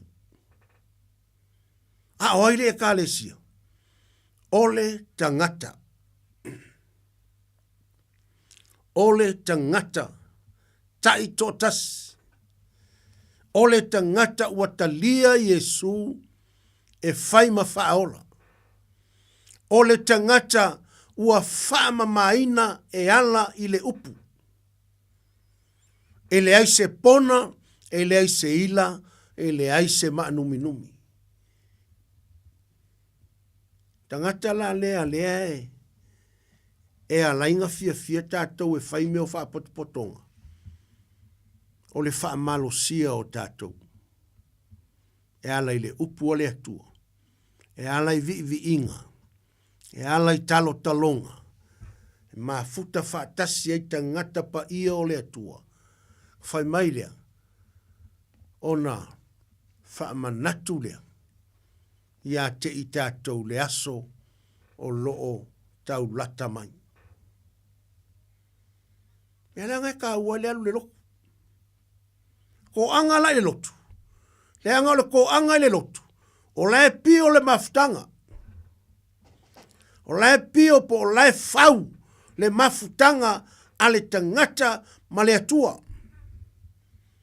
A whaila o e ke fia lava e ke le misi whapotopotonga le kalesia, whapotopotonga lai whau le upu, whapotopotonga lai whai e te talo, whapotopotonga o lai whai vi inga, a whai te tō angai mea ia. La lai whau ai lau tangata lilo i totonu. Ai ali mai ai whawholo manuia whale nganga, male maa losi o le tangata le totonu. Ni ki o ale kala kuspa ia le kala le poko o Solomonga. Ma ia sili o na leo ina lo loto. I lo le leo ina o mea uma. A wae tupu mai ai le a mio. Lo lava. Sei.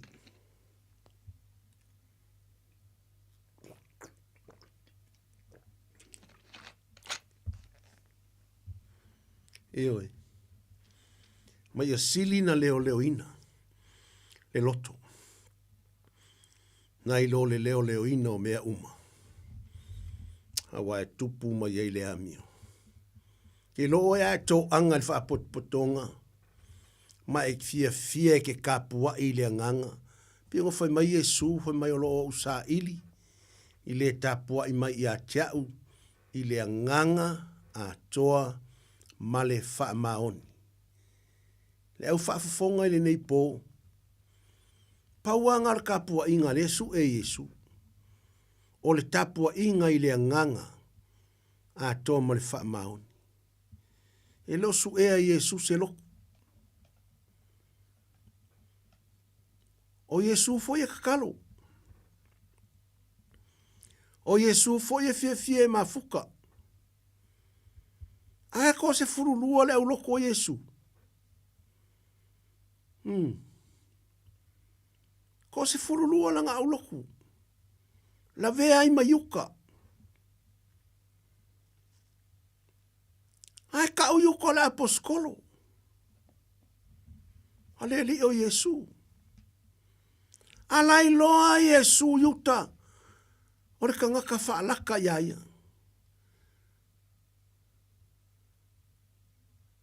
Whai mani manatu o isi te ngata. O le fina ngalo a le atua nga whai e yuka le mea le whaalaka Yesu. Whai mea o le fina ngalo o le atua. So mai le au soe ma le au whaafonga le neipo. E leo se fina ngalo o le atua le nga. Whaalata ai yuta ia Yesu. O le mea le nga whai e yuta. O langa lava lea filifilinga. To e whaafonga. O le filifilinga lava a yuta ia, nga ke whaalaka Yesu. Ai le whape o le akuanga, nga kofia yuka e whaalaka le ai. E ai ele o le ngā. O le filifilinga yuta. Mantua wa umana filifili umma kako e le atua. Kako umma la vea i mayuka. Ar kako mea la e fai. E koe fai ar kako filfilinga. I le atua. Filfilinga la lea yuka lenga fai filifili la yuka. Mai kupe whaonga. Ai whaalaka ia Yesu. Tato malama umma. Pinga whaia. Ngā alu le loko o Yesu yuka. Ko se furulua i le au loko o Yesu. Ma Yesu nga whaife au le loko. Whaalongo longo i la unga Yesu. Whaafia nga la unga Yesu maa wao. O le kele o kaimi. E kango Yesu ave o nga so o nga o la kou. Kaimi nga e kalangoa Yesu i o nga so o ma. Whaamalosi au Yesu i o nga so o. I le ngā luenga whaso. E la taimi o atu le moto tangata e muli i whailonga ma wavenga ma le upu le atua e la unga Yesu. E muli ai tangata. Ai ei kaimi e mga o a Yesu, ngā o ia ma o ngā so. Ngā o ia. E lau tātou tala noi le pole nei. Le pe ua o le tātou tala noi le fionga le atua. Ile mea e tau o le wha poto. Ki loa ele ko anga ngi se loku. A kolua so sa o ele alu se loku. E ko e laku lisi aso sa. Wa ese a oe. Wa laku wa su ya lisi a wa mi o wa ese a winga wa pe ya kele masangi kanga ko le loku. Kaluai lea. Lo le loku. Kaluai lo kia i o le loku. Kia i le me ka o le wha poto ina. A lefe mai le fionga le atua. Aua le lafo ina. Mai aua le ku ua. Mai aua. O le ale finga ngalo Yesu. Fia e wha poko. Fia e wha poto. Fia e mafuta lesi tangata. Me ngafe mai Yesu e moni ma wha maonia le mau le toa lua ngai lo le kokasi. Ili wha maongia se mau se kokasi. Wha maongia pe a lua mo le mau. Ioi. Tahua la lo walu o oe, malesi. Wha poto fatas. Me ngā e vai fui ai kala Yesu ele fai eskokas. Fai mai Yesu ole me ele ko alua to atoru. Ele fai mai Yesu o se me ese kokas. Ngai kala ngo Yesu ole me ele ko alua la ngai fa maungia le mau al ko alua. Ole me ele ko koru e fa maungia le mau al ko koru. Ele o fai mai a Yesu ole me ese kokasi ele o ka ua se kokasi esia langa ele fa maungia se mau se tangata e totas io fia la le loku a fe wa akol masinga ke ko loku se loku lo ngia sa alu le loku ka ke longo fienga wa mamawa o mo le atua a kalango aku e se ale pange ka ke kalango mai a kalango aku se saia e oso mai se sifo a pe nga winga mo ka ngaka le fa poko wa mole fa le nga pe yanga fia le kingo le fa foi ai me ai so uma le mis fa pe nga le ka ngaka lilo le kokong e mana o maritanga ta lilo le tutonu e ai o le fesiri la o le ale me ai tanga ta whaare nganga o le upu o le atua paua le o le mea e ai tanga ta whaare nganga o le upu fai kau le upu whaalongo le upu wa fo e ai tanga ta whaare nganga I karinga e ke whaalongo saule upu i au talinga tulou alu tutonu. Whawhanga lo tangata. Ai, whaimeno le tala tuspa i ole ele i nguso i le ua e pa u. Ma ngai ele upu ngai ko kongu i nguso. Ele, e pa u so pe i nguso i le ua. E pa u. So se ele fa susuinga. E ke va ai e se ale ola olonga. O ngala au. Kia fai malkala ka vika le kusu salam. Lea au e kokoi ka whakafange le vai kafe. Fe mai e fua mai o ngā fua i o ngā lava kau. E fua mai ai kaimi e kaunga fua ai. Ai sia, langa lai wha susuinga. Te lo e so se loto ai fia e wha longo i le fionga le atua. E se ale a kaukala mele ngata i le loto le nā, e se ale maa ngai o lau whalong. A tala noa mai e te langona i lau loto le tala noa mai e le tangata e wha susuina. Tangata e fia e ai le upo le atua.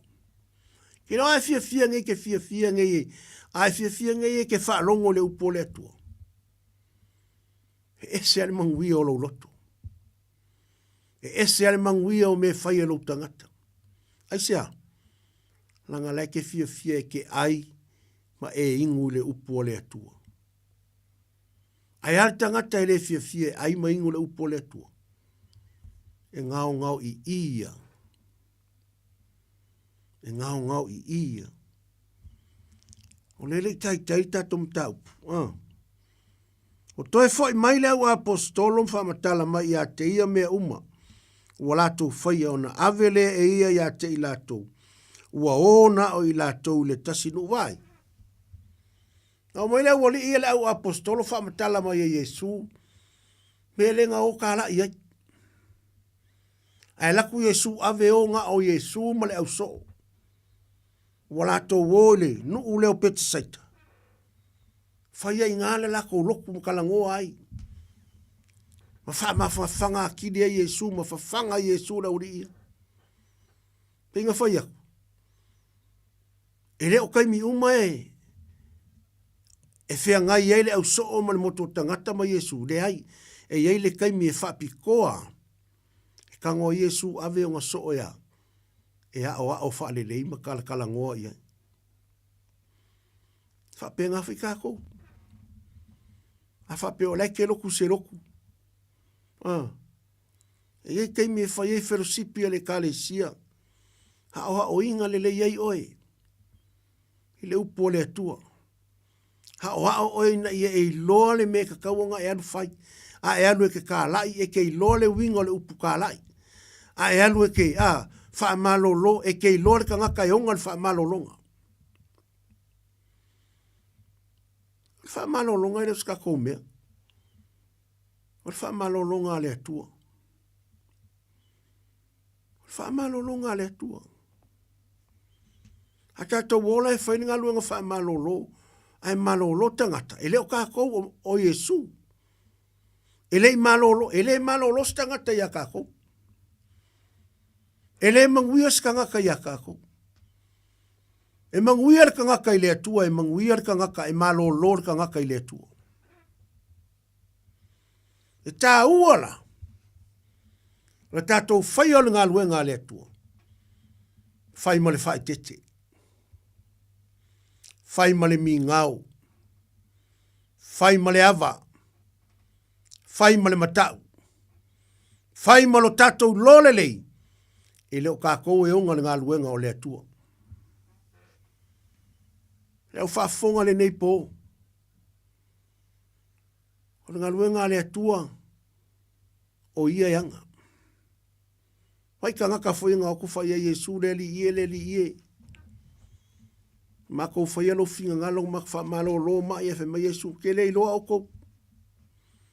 O le whesiri e se awa le iloa ia Yesu. A le sa ngalu lue. Ai se a. O le mafuanga. Langa e o ka ngaka whai o le lako ngaluenga. Ai lo se ngaluenga le atua. E o wha maloloka ngaka nga mimika le ma wha dia vale. Nga kasi le mea le maua tangata. A manguia se mea awur wha dia vale. A e ka kalo malolo se mai au ki wha dia vale au ke mimika. E sea, ile o kākou e onga. O kākou a ngā o ngi waa mangi ipu. Kākou ngā ngi au aunga.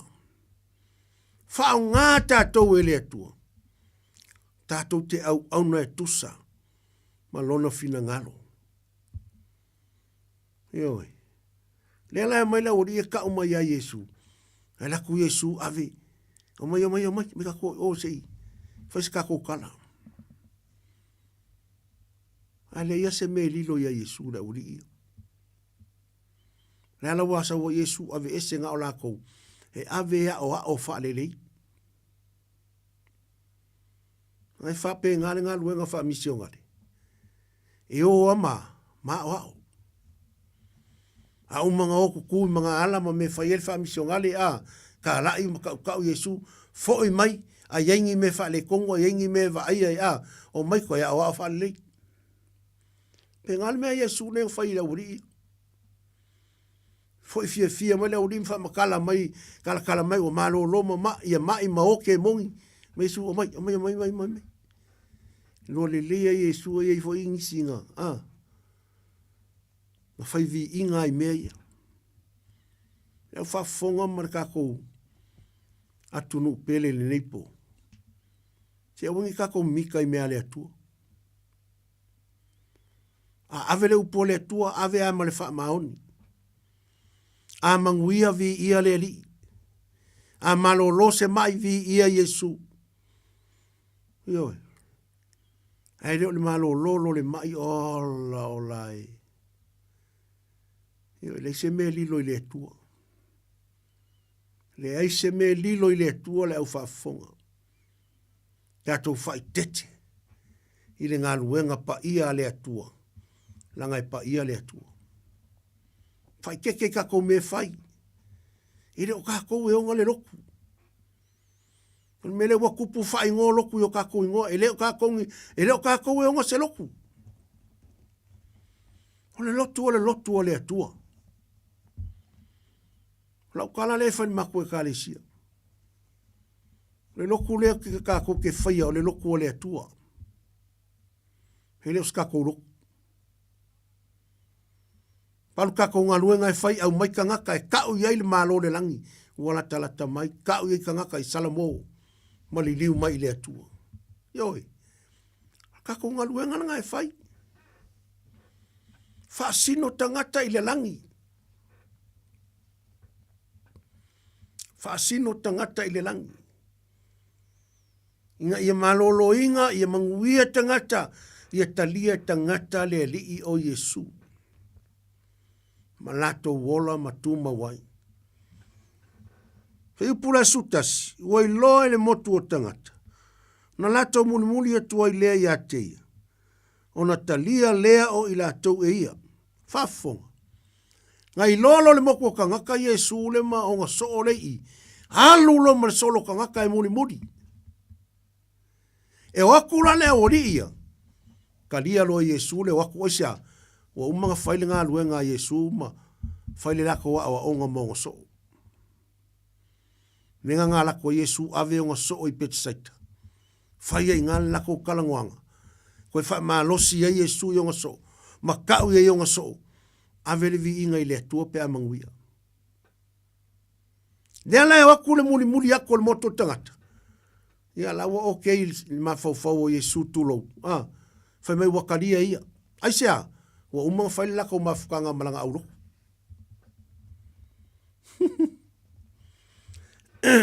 Lala wa umanga mafuka manga kama. Umanga ka uiai. Sa makala mai mea i loli leia Yesu me sao. Ma mea i le sao. Menga ngala ko Yesu mai mai kako i le se fes kako kala. Na ave kau fa sao langa o la wori ia. He pe au langa le au so o kako. O le aso o mangai, o le aso o le mangai. Le aso o le lei, o le aso o le anga. O le kaimi vai aku a on mai, o le kaimi vai aku o le on mai. Me langa e fai makango Yesu avenga kama. Hao, fa kong. Fa pe ngā fai laka kou loku i kaimi ngai. O le ngā luenga ngā le pakingo i fai fe au. I ko kongo o le lotu. E o inga tangata o le atua. O le au loku inga ia. Ia i loe ka ngaka le me fai. Ia i loe tangata le au nanga e au nai tangata i le atua. Au ainga i fai le lotu o tangata o sanga mea. A e fai o lea. O le lotu o le atua. A o mai ka ngaka vi ia le li. A malo lo mai vi ia Yesu.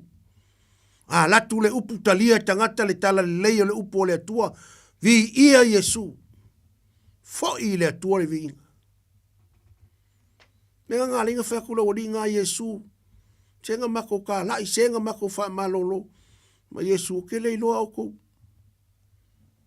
O le whesiri aisia. Ngā oa i o la kou ingoa ele i o le ingoa Yesu. Ngā whaia o sa la kou mea ele o se mea le akua. Me ngau whaia tu o le lotu. O le lotu o le atua. A manguia le lotu Manguia mai le atua. A malolo mai ko kongo ngā luenga le atua fo ia te ia le vi inga. O ia e ana. O ia nga wha malolo inga.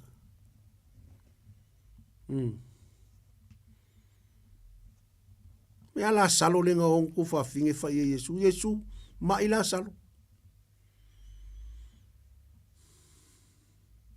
Ngā longa ofe mai Yesu, o ki la salo. Anga e ingei, anga e ingei, anga e ingei. Mai Yesu le ai le moe, se o wo le moe. E wha ku Yesu le moe langa wo e wha mai le ai. E le o moe woki. Mai Yesu e koe ku mai la salo e wha mai. Le e koe ku mai le aso ngā kaanga.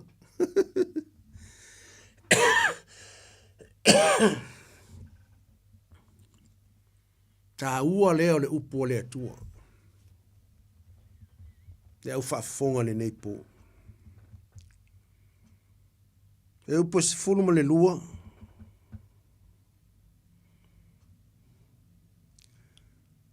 O i wha upo suma le tasi.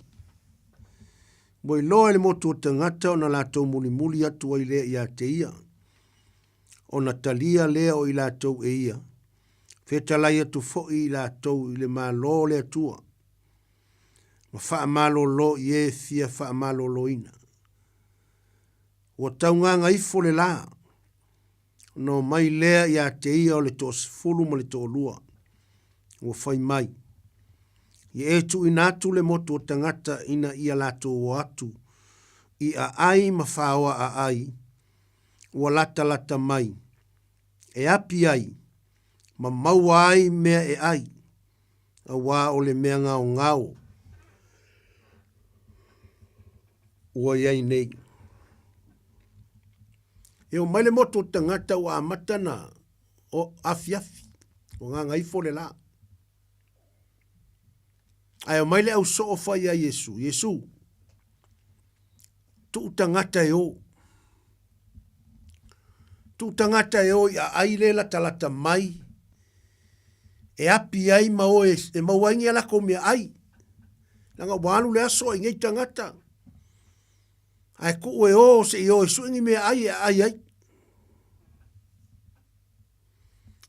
E ese a Yesu, ese kako. E mene tala Yesu. A o fetala ia tu ia ia te ilato. I auto wo e avane ni mea e ai ma lato. Na lato fai mailea. E le aini a tātou mea. Na o a reto e limanga fua. Mai e lua. Se ilonga mātou te oe whaatau ni mea e ai ma nei tangata. Uma. Pai. Ka mele o wari ia whaku Yesu se avingi mea ai makangaka. Whatu Yesu e avingi mea ai e whamele la kaukari. Yesu ngā le lima whalawa. Rua ia.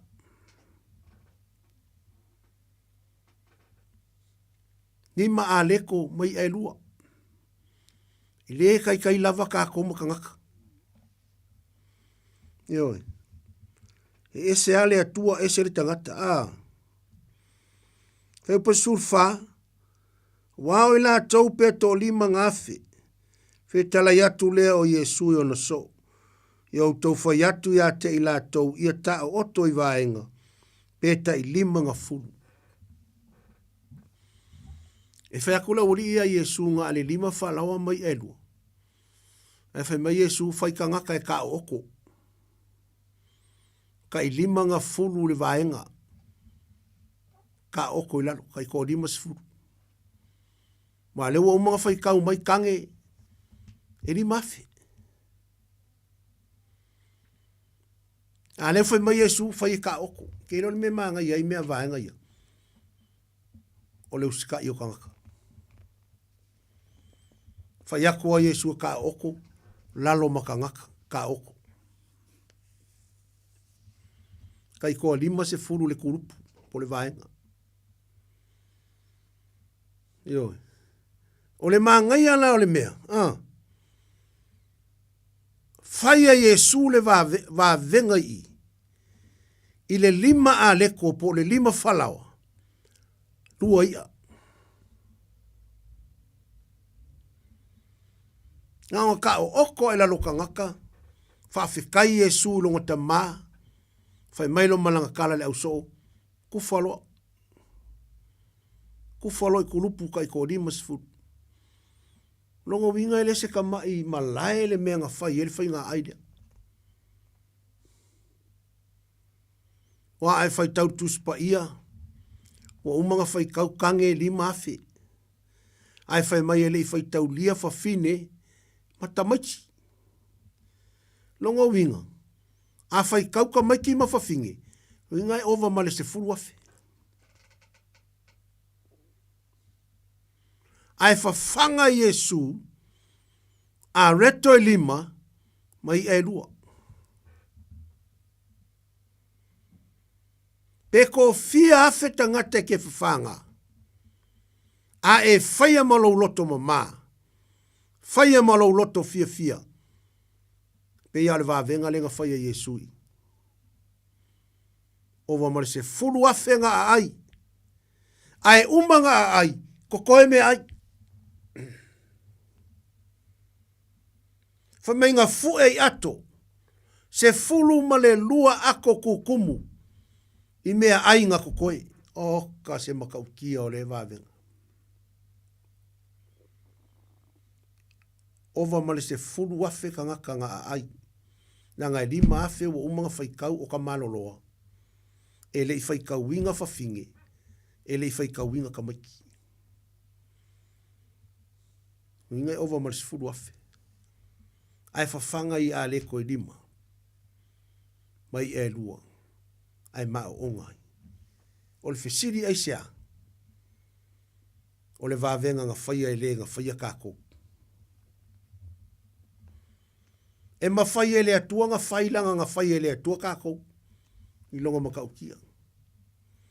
E ma whaia Iesu nga whai, nga whaia le ngai wawenga makaukia, I le ngai fia se furu afe o kangaka. A ai maa onga, ko koe ako se furu male lua. Kala ngole se furu male lua. Se furu lua I ku a inga o Israel. Kangaka ia ngā ai. Ioi. Se furu male lua I ku a inga o Israel. Se fulu male lua so o Iesu.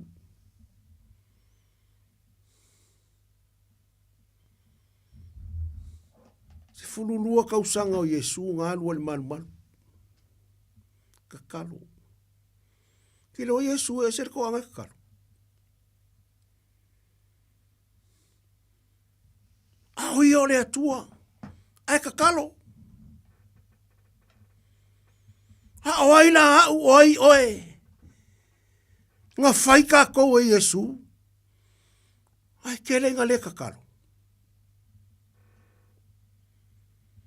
Ai se a ka kou ke whaku sau ai. Ka kou ke le fia i e whai le vaenga o le talo. Ka kou ke le fia ka kou ke whalongo le fionga a Iesu. A le fionga a Iesu ka kou ke ola ai. Ka kou ke malo lo ai. Ka kou ke malo losi ai. Ka kou ke mangui ai. Sa mole tunu. Ko anga kakalo. O a mea o lo vevesi mai ele ka kou kungu sa moa e kasi ale kari. O ile atua le titalo. O ile akua. Le akua le kari. Ele o se tangata se tali o laile atua. O le whai unga le atua. O ai e kulai o le whai unga le atua. A lale mea ka koe whai kakalo. Whakua kua. Kalikongu. Wha moe moe. I le atua. Kakalo. Ko i kakalo, makako wore kakalo. Nā vai aso le tātou pālota, le tātou atunu, o le kali, o le atua. A kali foi la le atua, malia o kākou loko. Po ai e ku mai, o le kali ngā le atua.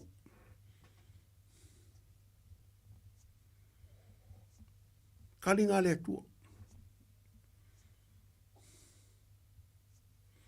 Vanga nā i kango le limo le kangaka iai. O ngā ave se ai leo le kali a le atua. Ai ka kaunga kako makakau. Kaunga kako fefefe le atua ai sea. Le atua e leo se tangata e tala pelo ai. E leo se atali i foi o se tangata e salamo ai o ia. O ia lava o le atua e wha maoni. E ami o tonu. E pule au au.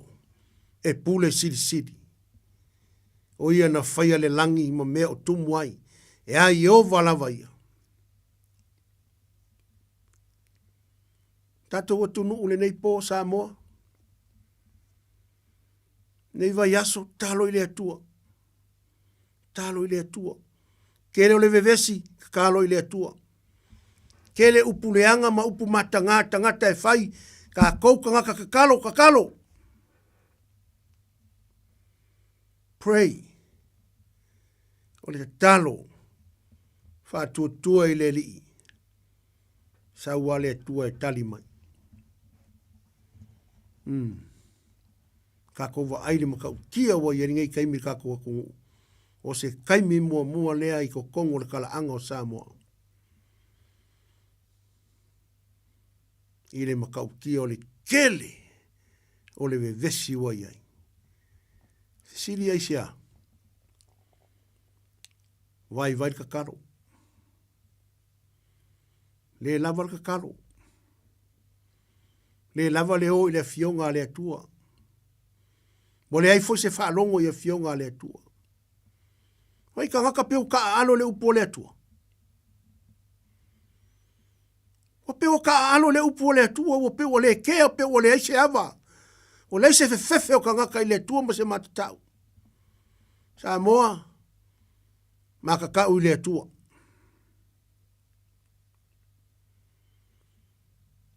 Mo i au ngā le atua peo ka alo i ka ngaka Samoa. Awa. Awa kau ki ka alo. Pa ia le atua. Awa kako ki ka alo e pa ia le atua. Awa ngai kako ka alo langa kala kus pa ia fai mai e awa ngai kou fai upu ye o mamalu. Fai mai o ila kou o e a o mai fai mai iau kou a lolofa maanga le lei i e a o mai o ai le kalango i ai. Le kalango i ka ngaka fai fe au. Ia ko ngoi fa pe me wo fa ya ko ngo o fa fe au ia langa le upo le tua.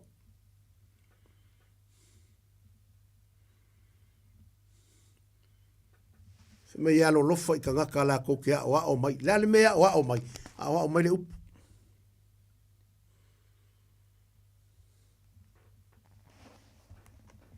Mai o ko i loa e o kanga ka o mamalu o ka ka o mamalu e le o se mamalu fa fe au le mamalu le tua.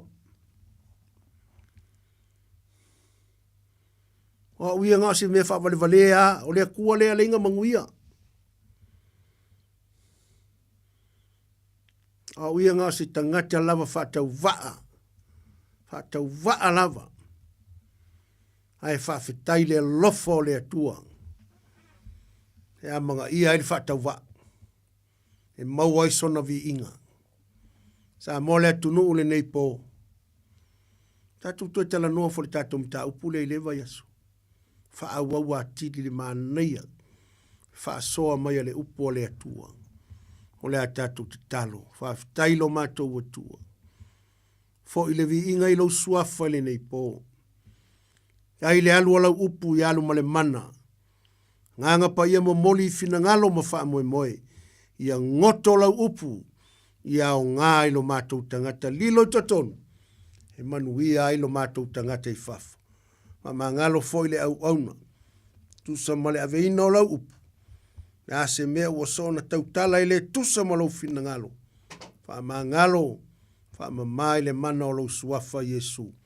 talo whaamanuia i lātou malava, whaafonga mai le polokalama, whaamanuia atu le nei pō, whaamanuia le alu walau upu, ia whaamanuia se loto, whaamanuia Samoa le atu nuu, watu tai o le malo Samoa, ma le whainga pālota, ta talo le li ie, ia whaalia lava lo wanga le lei e ala i lo mana, whaamanuia i lātou o avea mataitai, o vaenga whaupu whai, whaamanuia fia me, whaamanuia tuila epa, whaamanuia la auli, whaamanuia i lātou, na ia lātou ngale ai, ia sili na ve i lātou ma whaamanuianga, i tangata Samoa, whaamanuia le neiva yaso ma le savaringa, ia foi atu louvi inga whaamanuia foi atu le fale maise o lau au na ia sau, ia ilo wanga le lei, ia lau au na ia tavita le nei po,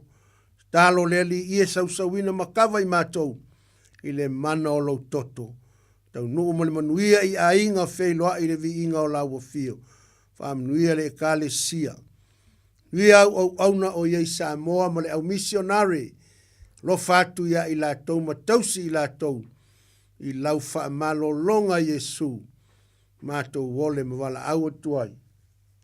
Amen. Ia. Samoa le atu nupele le nei vaenga o le pō, o le atu le anganga whaafitai tele, tu sa malitalia mai o le nei por kalame, i lo maota i lo lawa, ia mai se foi o le ai o fina ngalo, whaafitai atu lo tō, whaafonga mai le nei pō, whaamanui atu le atua, i asua so tu fo i vai malu i puenga, fina ngalo ma whaamoe moe le nei pō, ia a ua sapa fo e po sasi fo i se ngana, se pati o le tauta mali i le nei pō, ia whaamangalo mai le au nei whaatau waa e vai, ai matua atu le tātou au whai, tātou tō whā le tātou atunu u ia, whaamanuia ai le nei tangata whaatau waa. Nuia foi le au no tiute ma le leiti o Samoa, whaamanuia tele si o tātou atunu u a o le so sā, alu se lotu. Whai foi le lotu numero 5 Mason Avenue o Tāhuhu, ia e fia luatu e foi le aso sā, i o le se fulu le tae au. Tātou wheloa i ai, whai e nisi tala atili. E vi ia Yesu whaamanuia tele le atua, alofa atu foi si uso ia tavita, sunga le whaawhiangainga, ia whaamanuia atu le li i lau sunga le nei pō. Alofa tele atu, ona o Yesu. Amen.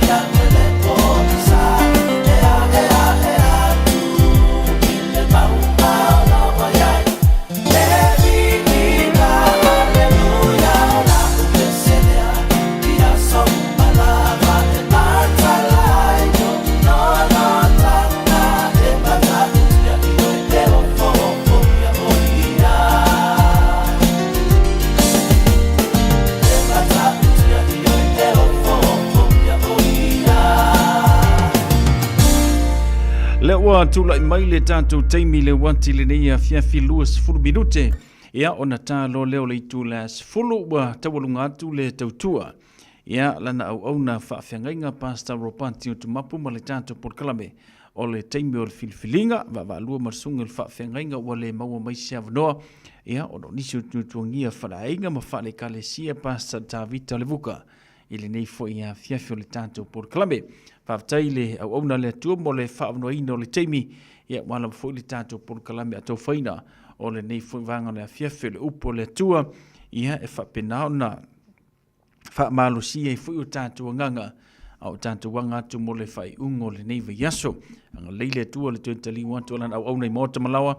Ia le ngata fo i leo fufuanga. Ia pe o nei ai ia le tautua i le nei fo vanga o le fiafi. Ia la te maua sisio na whapopongo le tātou porkalame i le tau le tu la se furu. E le aso lulu o le vai aso asau. Pea tātou mau lia tui siolo ma se malosi mai le atua. Sfuriva minuto na tale o le tu la se furu pau fo inawa minuto o tātou porkalame. Ia ona taurunga fo ilo le tātou tautua i le nei fo vanga o le fiafi. Haftai fo ina tātou wom nei paanga i le fatasi mai ma le talieina. Ia o le tātou porkalame le nei vanga o le poti resa ene e te reita wala fai. Ia le ngata fo ilia. Ia o le tātou porkalame peo nei papali sina lims. Leo papali i whaftai le fatasi mai. E ina ua e anu e tu mai ia te au ua e tu i lo ufatu. E lata na futanga le nei ua toe vala vala talua i talata nata. Ai o te no fufatali nei tala fea fea le lea e se atu se matani. So solo mai ai au le la fate ai le pongisa o nei tala ua fai fua. Pele fo i mai se wata fia ba ai wata fia ba ai. Pele fo i mai ua na oe long manau ua ngatai.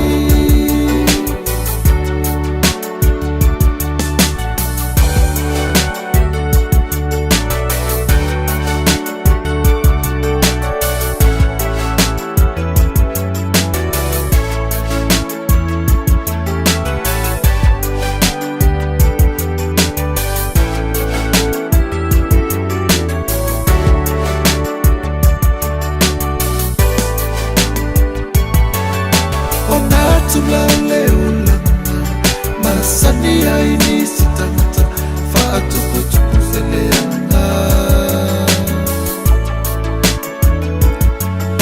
Fa ai mai lo walelei tama fai lo ai se awala talipe ai na faleanga. A uno oso i fualeali o ia la papa masino sile. E tonu iso o se taimi. Ele au ele muna mai sala utai ia tonu tai se se nei mau tala ua fai. Pele fo i mai se wata fia ba ai wata fia ba ai.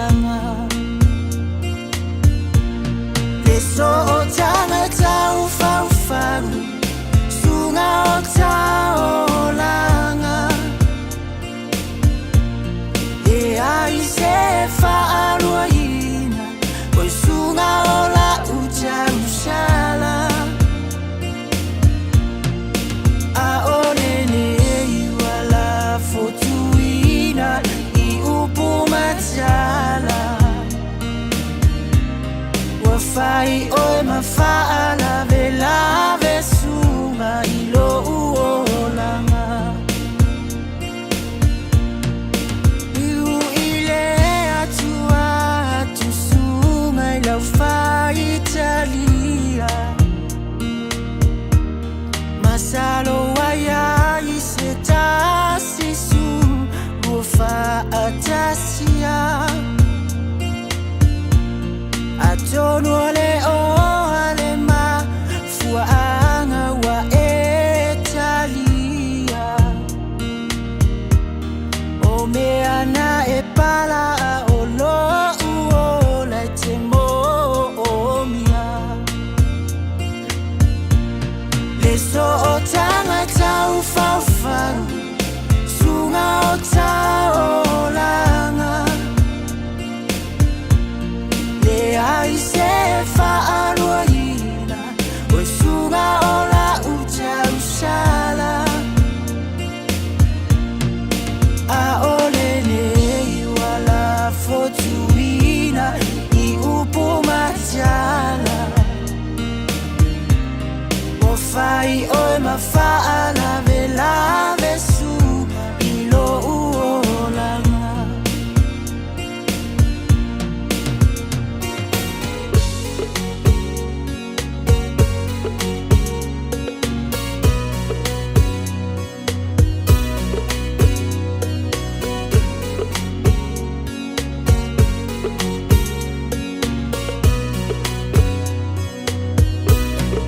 Masalo salo lolo Josunga e pea e atamai Atonu olo ufa atawa awa e fai fai A ole tua malana foa foa Na ia aumai Ai se tasi e fa atauva ana foa imai Le so o tanga tau faufau Suga o tau langa Le ai se fa aroina Oi suga o la uta usala A ole nei wala fotuina I upu matala Wafai oe mafaala vela vesunga ilo uolanga Timana tuaina ola numera na e aumai Fa amole mole wo ufiu e vili ele talia mai Au upuale masini no fa longo ai ele o tu fa au maina Masalo ai ole numera le su ala uto ya ina Le so o tanga tau faufau Sunga o tau langa Le ai se fa aroina O sunga o la uta usala A ole nei wala fotuina I upu matala Wafai oe mafaala vela vesu ilo uolanga